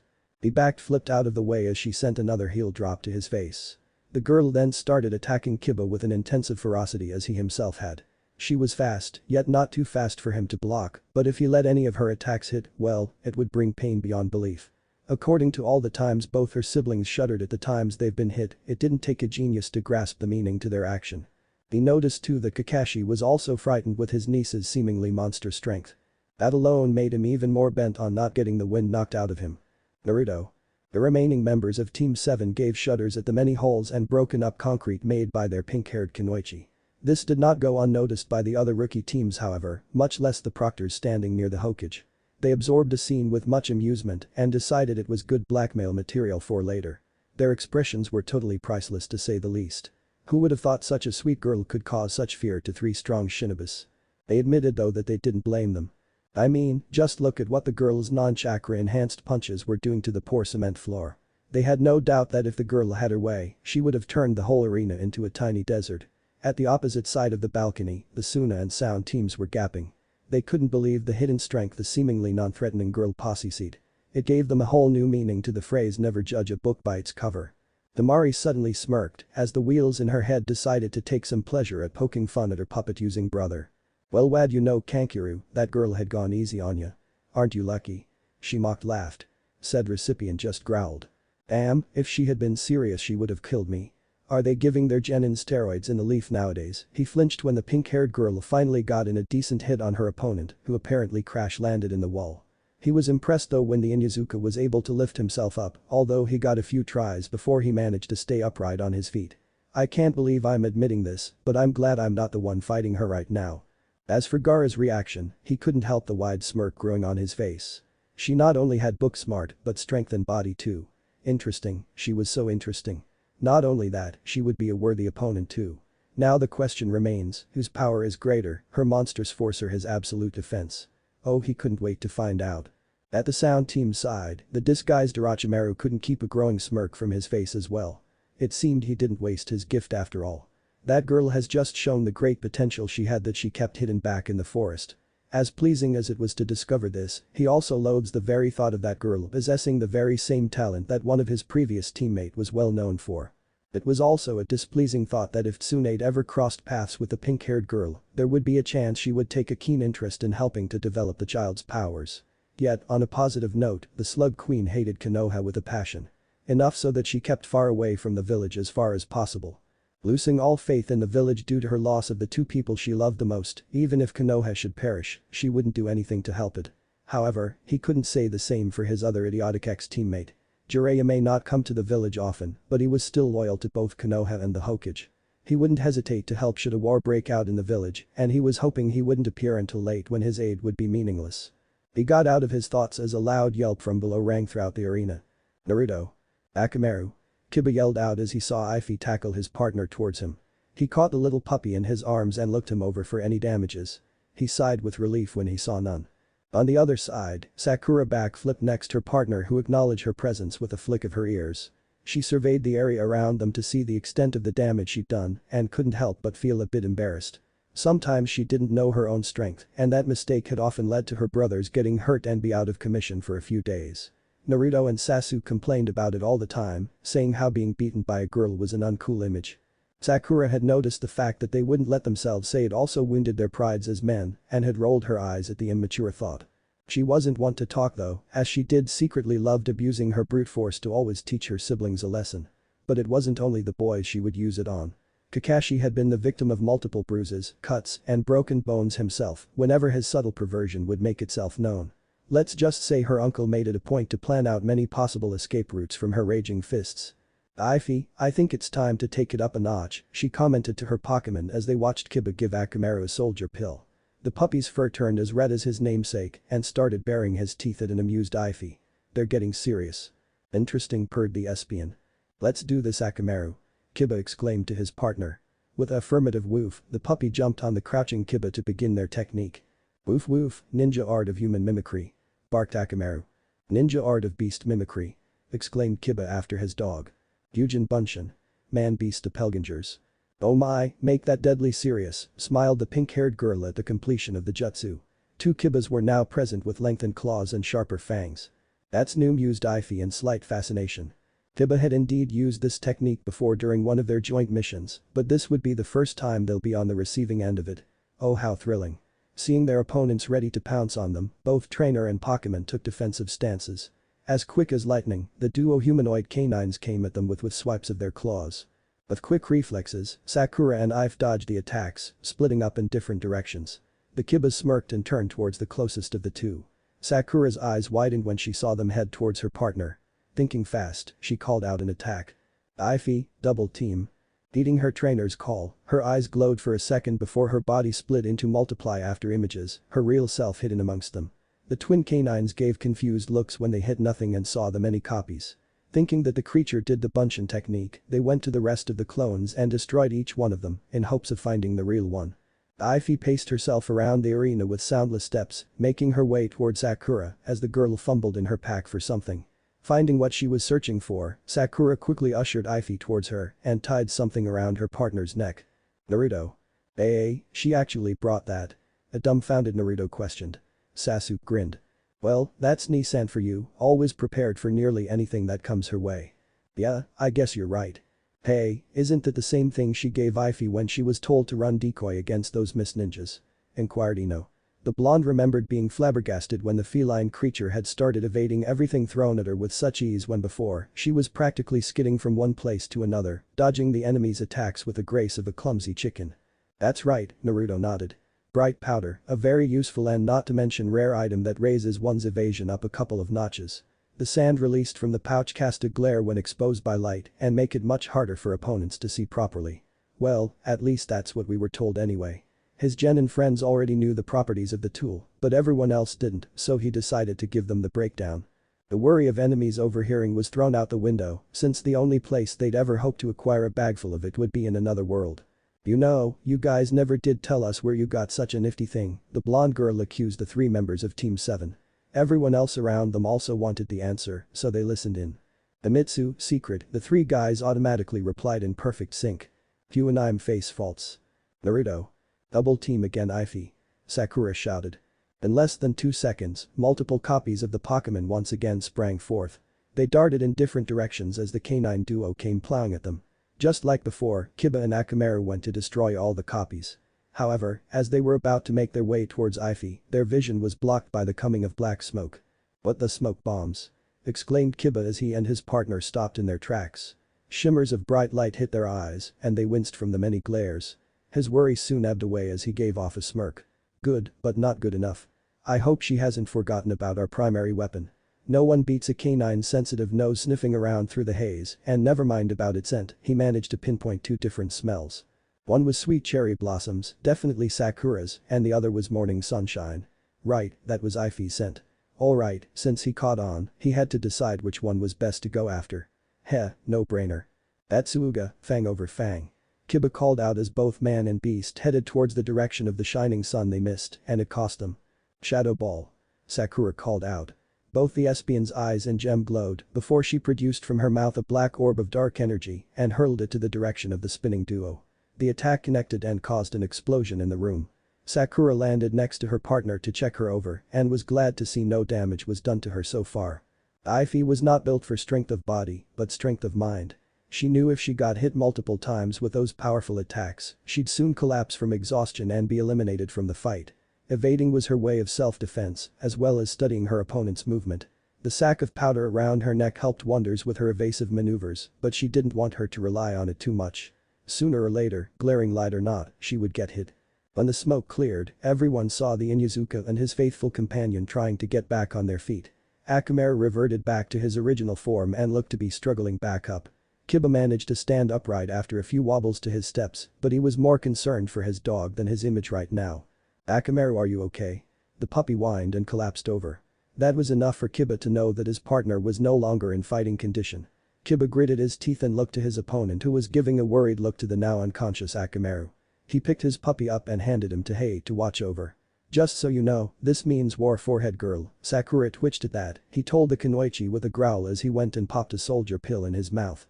With renewed strength, the Inyazuka swiftly rushed at them, not giving the two any warning. Both girls' back flipped out of the way. Sakura managed to create a good distance away from the boy and looked to see her partner do the same. Wanting to pay back for the attack earlier, Kiba went straight for the purple feline dog. With the help of her predictions in the air currents, as well as her bright powder, Ify was able to dodge all the attacks aimed at her. Well, not for long though. During her haste to dodge another attack, she didn't see the small piece of rock in front of her. She tripped. She was hit dead on. Talk about bad karma rearing its ugly head. Esp. She cried upon impact, landing hard on the cement floor. "Ify?" Sakura called out in concern as she ran to her familiar. "You alright? No big injuries or internal bleeding?" She fussed over the Pokemon. Ify giggled in her mind. "Stop, you're acting like a mother hen again." "I'm fine." "But you're hurt." "See, look, you have a limp leg," the pink-haired girl replied with slight hysteric, lifting up the hind leg that seemed a bit crooked. "I said I'm fine," the Espion snapped, nearly regretting doing it when her owner gave a hurt look. "This works out, now it's one-on-one." "Oh, don't give me that look, this fight is yours to finish, not mine." "They're testing the ninja's capabilities, not their partnered animals. That's why I didn't immediately knock those two out with any of my psychic attacks, you know that." Sakura sighed. "Yeah, you're right. At the very least, you can't do much right now with a sprang leg." Ify nodded in understanding. "I think this fight has dragged on long enough, don't you think so, Ify?" The question of course was rhetorical. When her trainer took out her gloves from her small pack, Ify gulped. Don't you think that's a bit much?" the Pokemon inquired in worry. Her trainer was always protective of her Pokemon and disliked it when they got hurt, even if it was unavoidable. She was the most unique out of all her partners due to her dark past, and because of that, if one were to learn of it, it was understandable that she would be overprotective of her the most. Sakura just waved her off as she stood up. "Of course not. I still need to pay Kiba back, right? Especially when he called me that very insulting name. Well, I think I have just the right idea to do it too." Slowly and painfully, she drawled out as she put her gloves on right in front of a now scared shitless Kiba. "Better protect yourself, a lot of things would be flying around in a few moments." "Just don't hurt him too much." Sakura just winked at her. She then smiled innocently at the Inyazuka, as if there was nothing wrong with the world. Kiba on the other hand thought otherwise as a horrible chill ran down his spine. Just how in hell could she smile like that when there was practically a blizzard blowing behind her? "You should know by now that what people ask, I deliver. You wanted a war? Then I'll give you one." Putting her last glove on, she gave a coy grin to her opponent. "So, shall we finish this?" She smiled sweetly. Kiba could do nothing but mentally write his will. Naruto. Up in the stands, all the rookie genins were panicking all over the place and trying to find places to hide, yes, even the stoic Abiram. Even the Jounins were uncomfortable as they inched towards the walls while sweating bullets. The Hokage Kasuke, Itachi, Team Guy, and the other village participants were bewildered at the sight of the rookies acting like crazy chickens, running away from a hungry predator. Some of them were taking refuge behind their teachers, while some, mainly Naruto, was sobbing in fright. Mutterings of "I don't want to die" was heard from him as he clung tighter to his uncle like a frightened baby. Sasuke was clinging on Kakashi as well, but without the waterworks. "Rival Kakashi, you and the others look as if you've seen the Shinigami himself," proclaimed Guy in concern at the sight of his rival pale as a ghost. You couldn't be more right about that," Kakashi muttered back, trying not to stutter. "Whatever do you mean?" the green beast of Konoha questioned. Everyone else looked on with curiosity. One minute they were composed as royals, and the next, well, they looked like they were about to either piss themselves pretty badly or start to hyperventilate so much they would need to immediately be sent to intensive care. Well, you see, the ninja tried to form words, but he didn't really know how to reply back. Taking pity on him, Kurenai decided to speak up, much to Kakashi's immense relief. However, her response only brought more grief to the others. It means that anyone who wants to face death in the eye need only to go to that girl. She'll definitely not disappoint. The gloomy air just got gloomier. Niji, as well as some of the other village ninjas, just scoffed. Sure, the girl was strong, as much as he hated to admit that, but certainly even she wouldn't last against more powerful and experienced ninjas, right? Boom. Yelp. Crash. Smash. Scream. Yes, this is all in order of happening. Everyone gave a jolt as they heard all these not so very pleasant sounds. Turning back their attention to the fighting below, everyone gaped in horrid disbelief and to some, sheer fascination. The arena looked like numerous bombs just exploded due to the many giant and deep holes all over the place. Not to mention that the statue hands in the back now only had 2 fingers left. That itself was shocking enough, but that part wasn't the main concern. Sakura's left hand had Kiba's face planted on the floor and with her other hand, twisted his right arm back in a very painful looking angle. His legs were pinned down by the girl with her knees on them, making sure he wouldn't be able to kick her off him. To sum everything up, the Kunoichi had the boy under her mercy. Damn it all, woman, ow, uncle already. I give okay, I give ow. I don't think the judge heard you, Kiba-kun, I think you have to say it louder.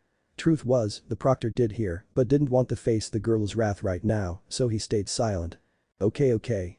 Proctor, I give up. Now get this frickin' violent forehead girl off me.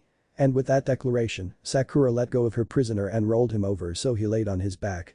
She managed one last kick where the sun doesn't shine, causing every male in the area to cringe at such a horrible act.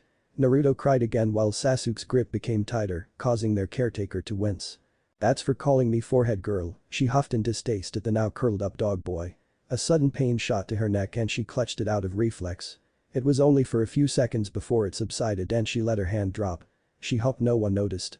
Due to his forfeit, the winner of this round is Haruno Sakura, announced Tade. For a moment no one said anything, before the sound of a loud praise rang throughout the room. Yes, Sakura-san won. She brims with the burning flames of youth. Shouted Lee as he pumped his hand in the air.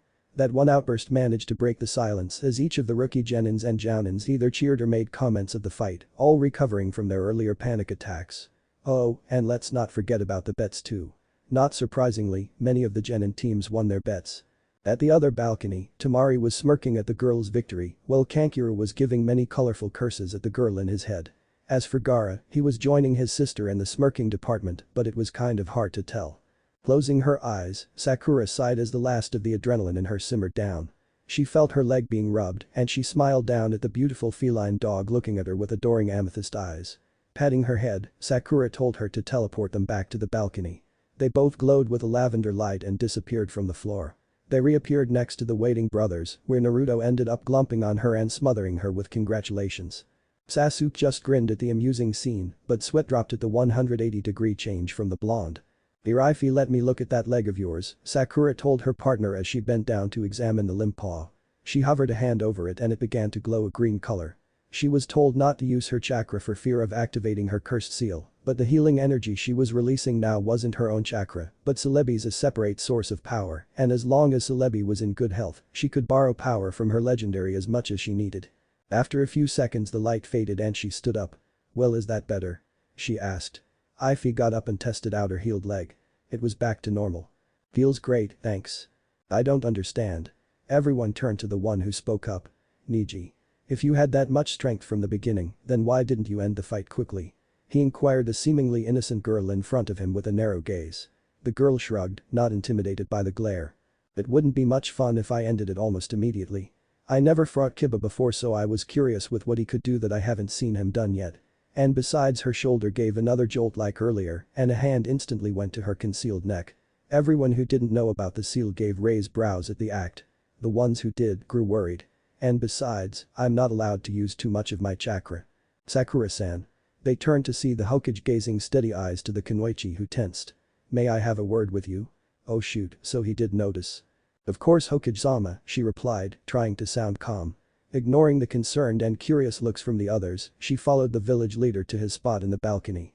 "What's that all about?" inquired Ino as she watched the Sandium, Sakura, and the handsome medic speak amongst themselves in hushed voices. Her questioned gaze then went to her best friend's teammates. They shrugged, yet knew it might have to do with her condition. Who knows? Hey look, the next fighters are being picked. Dropping the subject for now, everyone eyed the screen. Nara Shikamaru. Yes. Tsuchi-kin. As usual, Shikamaru complained about having to fight, especially a girl, but complied since he didn't want his blonde teammate screeching at him for being a lazy ass.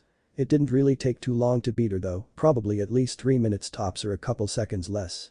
She thought she had him under her control with a string and bell-attached needles, but once again, Shika's brilliant mind were many steps ahead of her.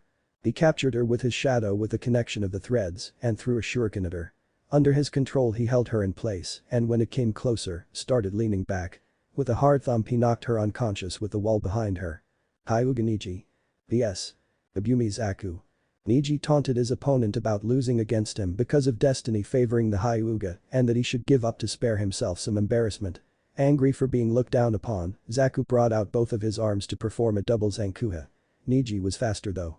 With his eyes now showing the Byakugan, he saw his opponent's chakra gathering up in both of his arms. With quick successful presses to the chakra points to Zaku's arms, they felt limp.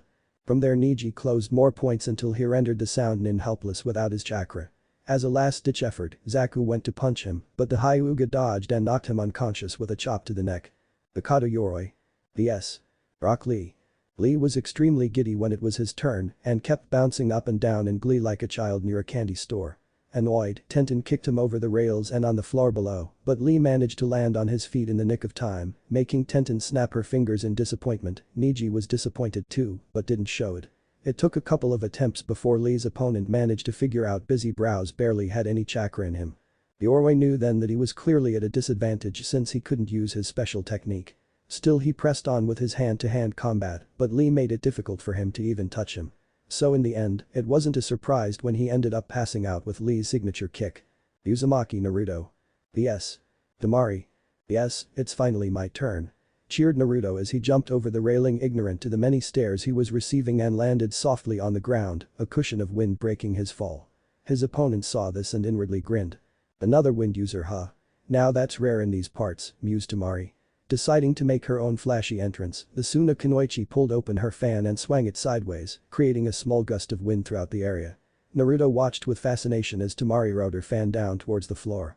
For landing in the arena, the blonde girl shut her enormous weapon and struck it on the cement ground, making a small dent. She smirked at the boy's awestruck face. HMPH, you're not the only one who can make grand entrances, boy.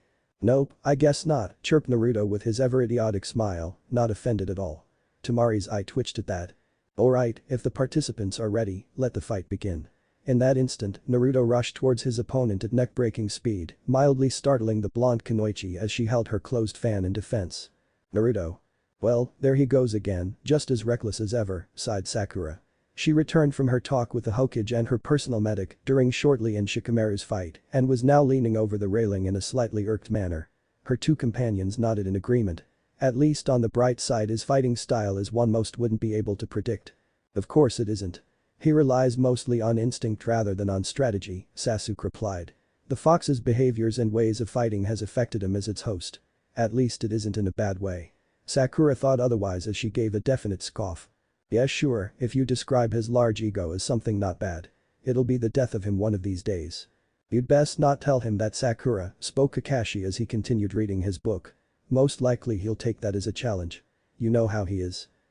You're right about that, his pride won't stand for such a challenge to go unfulfilled. And it's not just pride, he's stubborn as well. But he is Ify, that he is. Naruto. Both wind users parried each other's blow in rapid succession. It got to the point of boredom, so Tamari decided to finally up the scales. If it were any other regular opponent she was fighting right now, she would have loved to play around with them a bit.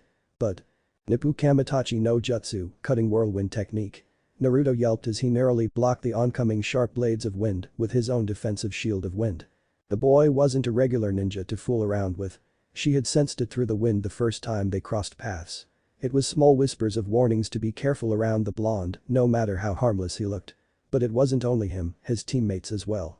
These whispers had never led her astray throughout her whole ninja career, so why should she ignore it anytime soon? Not giving the boy any time to recover, Tamari followed up with a strong burst of slicing wind, vigorously picking up lots of debris and spreading it around the area. Naruto shielded his face from the flying debris, making sure not to get anything in his eyes. He then heard the sound of sandals running towards him and quickly dodged to the side just as Tamari's fan slammed down on the spot he previously stood on. Concrete broke under the weight and he couldn't help but gulp, thinking what would have happened if he didn't get away in time. Seeing her missing her target, Tamari retreated back a distance before Naruto got a chance to counter. The wind died down by then. It didn't last long however, as she sent another gust towards Naruto.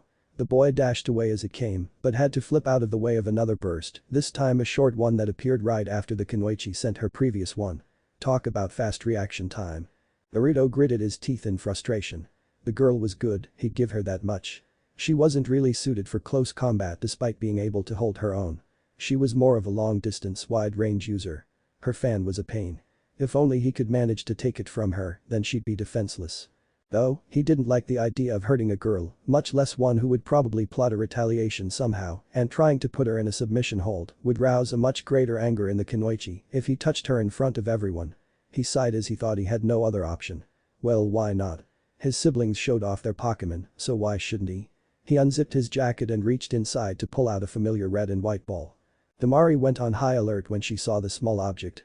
Naruto enlarged the sphere and threw it up above his head. The ball popped open, and the flash of white light that shot out of it formed itself into a large bird.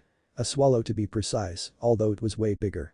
It looked to be a bit over 2 feet in height and was colored a brilliant blue with a red face and breast feathers. Its wings were sharply shaped as were its tail feathers, indicating its frame was designed for speed. Its feet were also red and armed with talons that looked as sharp and deadly as those of a falcon's. All in all, the bird was definitely gorgeous. "Swallow," it cried as it flew above in circular motions. "Are you okay in helping me out, Tsubame?" Naruto called out. "I know you're still recovering a bit. Don't worry, I'm okay, I can fight. If you say so." With a shrill, Tsubame continued to stay airborne above her trainer, looking at Tamari with anticipating eyes. "I should introduce you to Tamari, this is Tsubame, Tsubame meet Tamari. I hope you don't mind me using her." "I don't mind. This just makes everything much more interesting," she smirked, although casting a small wary glance at the large swallow. There was no doubt in her mind that its purpose was related to his agenda of obtaining her fan. She wasn't oblivious to her weaknesses. She knew perfectly well that she would be in deep trouble if she didn't have her prized weapon on her, so she had to make sure to watch for any surprise movements from both of her opponents, especially that bird. Here's payback. Whirlwind now. And just like that, a huge gust of wind created by the bird encircled the area. From keeping herself from flying off the ground, the wind was that strong. Tamari held on to her iron fan that she dug into the ground. She started when a fast shadow reached out for her fan. She ducked in time, and a large silhouette flew by, crying out in disdain. Getting her fan wasn't going to be that easy. The bird made a U-turn and dived right back in. She dodged and opened her fan to show one red circle. She sent a burst of wind towards the swallow, who skillfully maneuvered out of the way and went back for her. Tsubame's wings glowed and swiftly slammed one down to Tamari's position. The Kunoichi's eyes widened and quickly pumped chakra to her feet and leaped away from the danger zone. At the corner of her eye, she noticed Naruto and several clones going in for an attack. Quickly getting her bearings, she whipped open her fan to the 2-circle and let loose another energy of wind. She ended up destroying the clones, but the real one eluded the attack by cartwheeling out of range. Once he caught himself, he took out something Tamari least expected. A katana. Now the question was, where in the 5 great countries did he whip that out from? As if reading her mind, Naruto grinned and made it a secret motion. To those who were Kenjutsu users or didn't know Naruto could use a sword, all they could do was either gasp, give sheer disbelief looks, or watch on with interest. "Naruto? What the hell? He can use a sword?" exclaimed Kiba. He got a whack to the head as his response, courtesy of Ino. "Idiot, he used it in our wave mission against Zabuza," she replied. The Inyazuka gave his friends an indigenous look as they all nodded. "Really? I didn't notice." "Of course you didn't notice, you were too busy fighting Haku in his ice mirrors. Though, I doubt you would have been able to see it all with all the fog." Ino shivered when she said this, remembering the chilling feeling of killing intent throughout the area.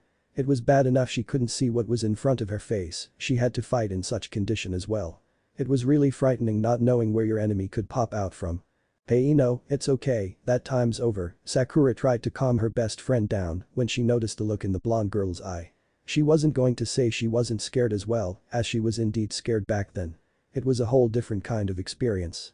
Sure, in the Ori continent it had been one dangerous adventure, but not one so life-threatening as the one in Wave. "Thanks," Ino smiled at the pink-haired girl and to her concerned friends. Naruto. Down in the arena, Tamari was in the middle of one of the most exhausting and troubling fights she had ever fought in. 2-on-2 wasn't really fair, but she couldn't complain as she did accept the extra fighter. Still, it was kind of ridiculous. The blonde would attack, she would parry, the bird would try a move, she would dodge and try to gain distance. They didn't give it to her. So here she was blocking each hit as best as she could, not being allowed a breather. She cursed the blonde boy. Finally, for what seemed like forever, she found an opening and kicked Naruto in the gut, sending him flying. Not finished yet, Temari dodged a talent to her back and swung her fan at the bird. Subum screeched as she was catapulted to the far wall, cracking an imprint of her large body. The swallow shakily stood up, tried to shake off the dizzying spell. Naruto was seen clutching his gut and mutter ow ow ow under his breath. The girl really knew how to kick. He then noticed his Pokémon state and gasped. "Subum, you alright girl?" The swallow nodded slowly, still trying to pull herself together. Naruto chewed on his bottom lip and thought. Fine then. Roost. And with that one command, Subum started to glow. All spectators watched as feathery illusions danced around the bird Pokémon before disappearing, and the glowing stopped. The bird gave a few testing flaps before crying out her name and returned to the air. "Oh, you have got to be kidding me," Temari thought panically in her head at the sight of the semi-healed bird. And just as she was finally able to take a breather after her assault. "That's good Subum, now get that fan." "Right." Following her trainer's orders, she flew towards the tired sand girl. Temari couldn't evade this time due to her exhaustion, and Subum managed to catch hold of the fan, but Temari held onto it with everything she had left. She then noticed Naruto managing to stand up and start charging to where she and his bird were having their tug-of-war game, katana in hand.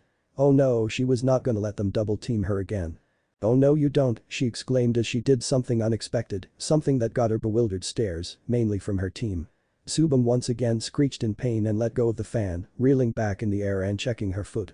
The little hussy had bitten her, enough to draw blood. Naruto had paused mid-step, at the point of tripping if he didn't catch himself, and gasped at the sight. He didn't think the girl would go that far in trying to protect her fan.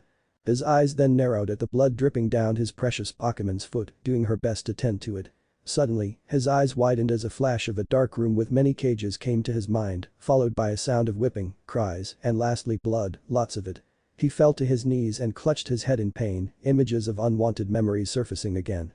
His siblings' shouts fell on deaf ears, something in him snapped. He saw red. Temari herself didn't know why she had done what she did. Usually such method was beneath her, but without the use of both arms, she would have lost her fan to the large bird. Smirking, she turned to the blonde boy and then dropped it. He was now glaring at her, his previous cheerful demeanor replaced with anger. Those eyes gave an inhumane sheen of red, causing Temari freeze up. OSHIT thought both Temari and Subum at the large scale of chakra the blonde was staring to give off. Mutant Tapa. Wind release great breakthrough. Due to the amount of chakra put into the technique, the damage dealt was twice maybe triple the amount of what it normally should have been. The explosion was gigantic. Naruto. And %% number exclaimed Sasuke as he and everyone else in the balcony hang on for dear life. Through all that, Sakura still managed to give him a disapproving look. Shiva, who had awoken from his nice nap, looked indignant. "Sasuke," said boy give an apologetic look but continued to curse inside his head. Just what the hell was the idiot thinking using such a technique with that goddamn amount of chakra? He knew he was mad, but wasn't this overkill? Something must have triggered it in his mind to have caused the reaction, maybe something bad. Maybe it would have been best if his seal was fixed after the preliminaries. His chakra control probably would have sucked, but at least his swordsmanship was good. At this rate he'll end up destroying the entire place. Not to mention Subum is still too close to Temari. He cried out. Responsible for his student and nephew's actions, Kakashi decided to intervene. Leaning over the railing as far as he could without falling over from the large burst of wind, the Jounin yelled out to the blonde. "Naruto, please calm down or you'll risk destroying the place." "Naruto." He made a frustrated noise when the blonde didn't hear him. "Damn it. Okay then. I have ramen." Everyone gave him looks like he was crazy. What, it's his favorite food. Just hearing someone having it, even if stuck on a deserted island, would catch his attention. He has a one-track mind. It doesn't seem to be working though, pointed out Kurenai. She was right, the blonde was still unresponsive. "Alright then, desperate time calls for desperate measures," voiced out Sakura. "What are you gonna do?" inquired Sasuke. An eyebrow rose when she produced a hand-sized rock from her bag as well as a slingshot. "What the heck?" "Ify, help me out. Use confusion on this rock so it'll ignore the wind resistance. I'll do all the aiming." "Understood," was Ify's response as she took a ready position. Sakura pulled the rubber back and aimed towards her little brother's cranium. It'd probably take a few brain cells from him, but it was either that or blowing the whole place up. 3, 2, 1, let it rip. Ha ha, Beyblade. She released the rubber and watched the confusion-controlled rock hit its target dead on. Naruto yelped and fell down for the count, the wind settling down until it disappeared. "Aha, bingo." Sakura shouted in triumph as she pointed to the sky. Everyone gave her strange looks. Sasuke smacked his forehead in exasperation. Kakashi merely smiled. Naruto. Am I still alive? Temari thought as she opened her eyes. What she saw astounded her. Subam was standing in front of her with her wings flaring out similar to an embrace. Covering around them was a spherical shield that seemed to be a bit straining keeping up. Did the bird protect her during the blasts? With the wind dying down, Subam released the shield and hopped back a couple of steps. She gave a questionable look to the sand Kunoichi, as if to ask her present feelings. Temari, not knowing what to say, just gave her a brief nod and a soft thank. Satisfied, the Swallow walked towards her trainer, who was now clutching the back of his head in pain. The blonde spotted the perpetrator and glared at her. What the hell was that for? You just killed a couple brain cells. I just know it. Said perpetrator glared back. Not like a couple brain cells off ever hindered you before. Do you have any idea on what you just did? Eh? Just look around you and you'll see, my foolish little brother. Ah, I wonder where that came from. Curious on why she sounded so ticked, Naruto looked around and immediately paled. The floor was no longer smooth concrete but was now broken in chunks both in small and in large pieces. The rest of the hand statue was gone and the large crater he now stood in broken another 6 feet.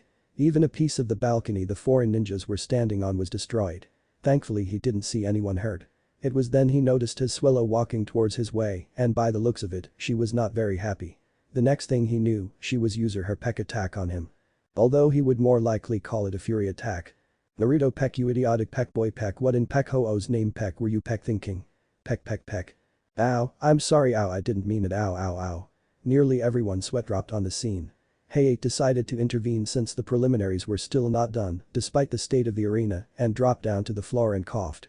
This stopped both Pokemon and trainer who looked at him with either expectancy or curiosity. Despite what has happened, this match is still ongoing. It's been over 8 minutes since it started. Oh right, sorry, apologized Naruto. No. Temari shouted out. The blonde and referee turned to her. The girl gulped. I mean I forfeit. There's no way I can beat him. She swept her eyes around the room as she said this and Hayate understood the girl's decision. She couldn't fault her for it, with after seeing the Uzumaki boy's raw power manifest in a fit of rage, something that still was questionable on what triggered such a fit.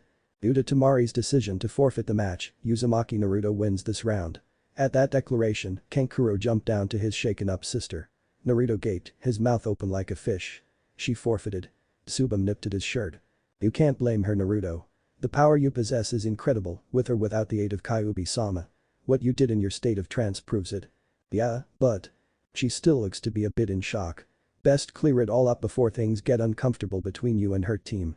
Nodding in uncertainty, Naruto took cautious steps towards the Sand siblings, lest the brother retaliates. Noticing the blonde boy's approaching form, both siblings tensed. Seeing this, Naruto's steps faltered. Not knowing how to start he fidgeted on his feet, looking nervously from side to side. Finally, he acted on the first thing he thought of. I'm sorry. He blurted out as he bowed. The siblings stared at him in surprise. I'm sorry I lost control I didn't mean for it to happen, it just did. Wow, what a lame ending. Actually, I guess you can say it was because of bad memories. There he said it. Bad memories? Questioned Kankuro. Of what, of being bitten? Of course not. Naruto responded back with a pout. He then looked away. Look, just forget it. I'm just here to apologize okay? So are you gonna accept it or not? Temari stared over the boy's nervous form for a moment before setting her gaze on the large swallow standing patiently at her trainer's side, looking at her in expectancy. Subam nodded. It's okay, I forgive you. It was my fault for letting you relive those bad memories due to my actions. I told you it wasn't because of being bitten. Regardless, she cut him off with a glare for not letting her finish, of whether or not it was because of that, I accept your apology. With that, she motioned for her brother to follow her back up the balcony, but not giving one final appreciative nod to Tsubam, who returned it. You should go back up to Naruto, you'll be in the way of the next fight.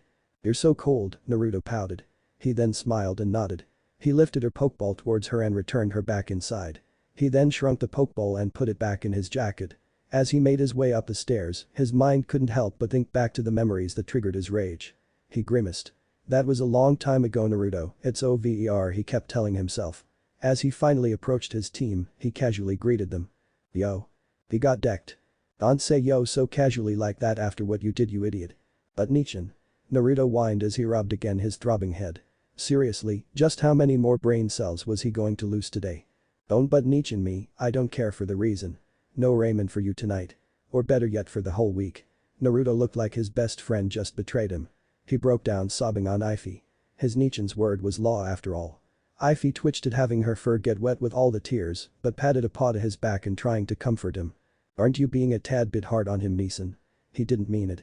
Oh, don't let me get started with you, Sasuke. Or do you really want me to do something about those shonen comic books of yours? Sasuke had a panicked look on his face. No, not his precious comic books. Shutting up now. Sakura smirked in approval. Good. How about you, Ajisan, got something to say? She asked sweetly to the now sweating Jounin. Not a thing. Well, by the looks of things, everyone now knew who the true leader of Team 7 was. Haruno Sakura was definitely a person not to be trifled with. Gaara. Yes. Miss Yumi. It was over in less than a couple of seconds. Gaara already knew the guy wasn't worth his time, so he just used his sand to envelope him and give the guy a quick and painless end.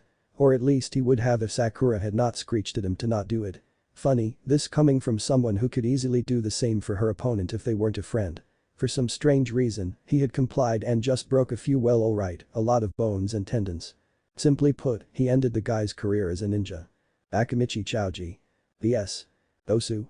The match, well, it wasn't really much of a fight. Choji was reluctant at first, but gave in when Asuma promised him an all-you-can-eat victory barbecue. Dosu provoked him when he called him the F-word, you guys know what I'm talking about, and Choji retaliated with his Nikkiden Sensha, the human juggernaut technique, despite the arena's present state. Dosu blew him in the end though.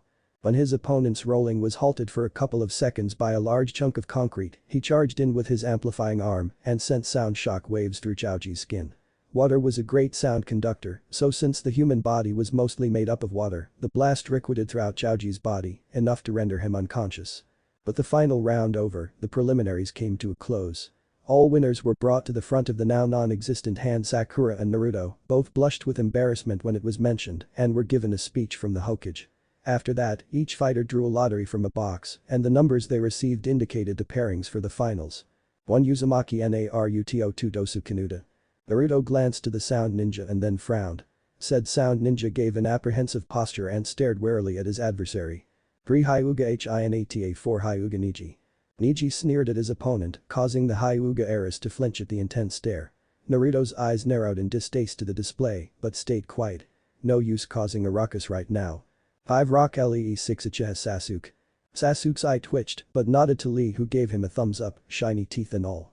The Uchiha inwardly shivered. Next to the Hokage, Itachi did the same thing. 7 Haruno Sakura 8 Nara Shikamaru. Shikamaru cursed under his breath while Sakura smiled sweetly at the troubled boy. He must think all this too troublesome. 9 Gaara. The redhead was a bit disappointed he wouldn't have anyone to kill Mayhem, but hoped that the one he wanted to fight would end up winning the previous round. Not long after, everyone was told of having a month to prepare for the finals, as well as telling them all that there was a chance everyone could be Chunin, but also a chance no one would. With all the conversations done, all competitors went back to their respective teams and headed out. Those left behind then settled looking over the damaged arena. They all sighed. It looks like they knew what they were going to be doing during the whole month. What if Team 7 was in Pokemon End here, and thanks for watching my video till the end.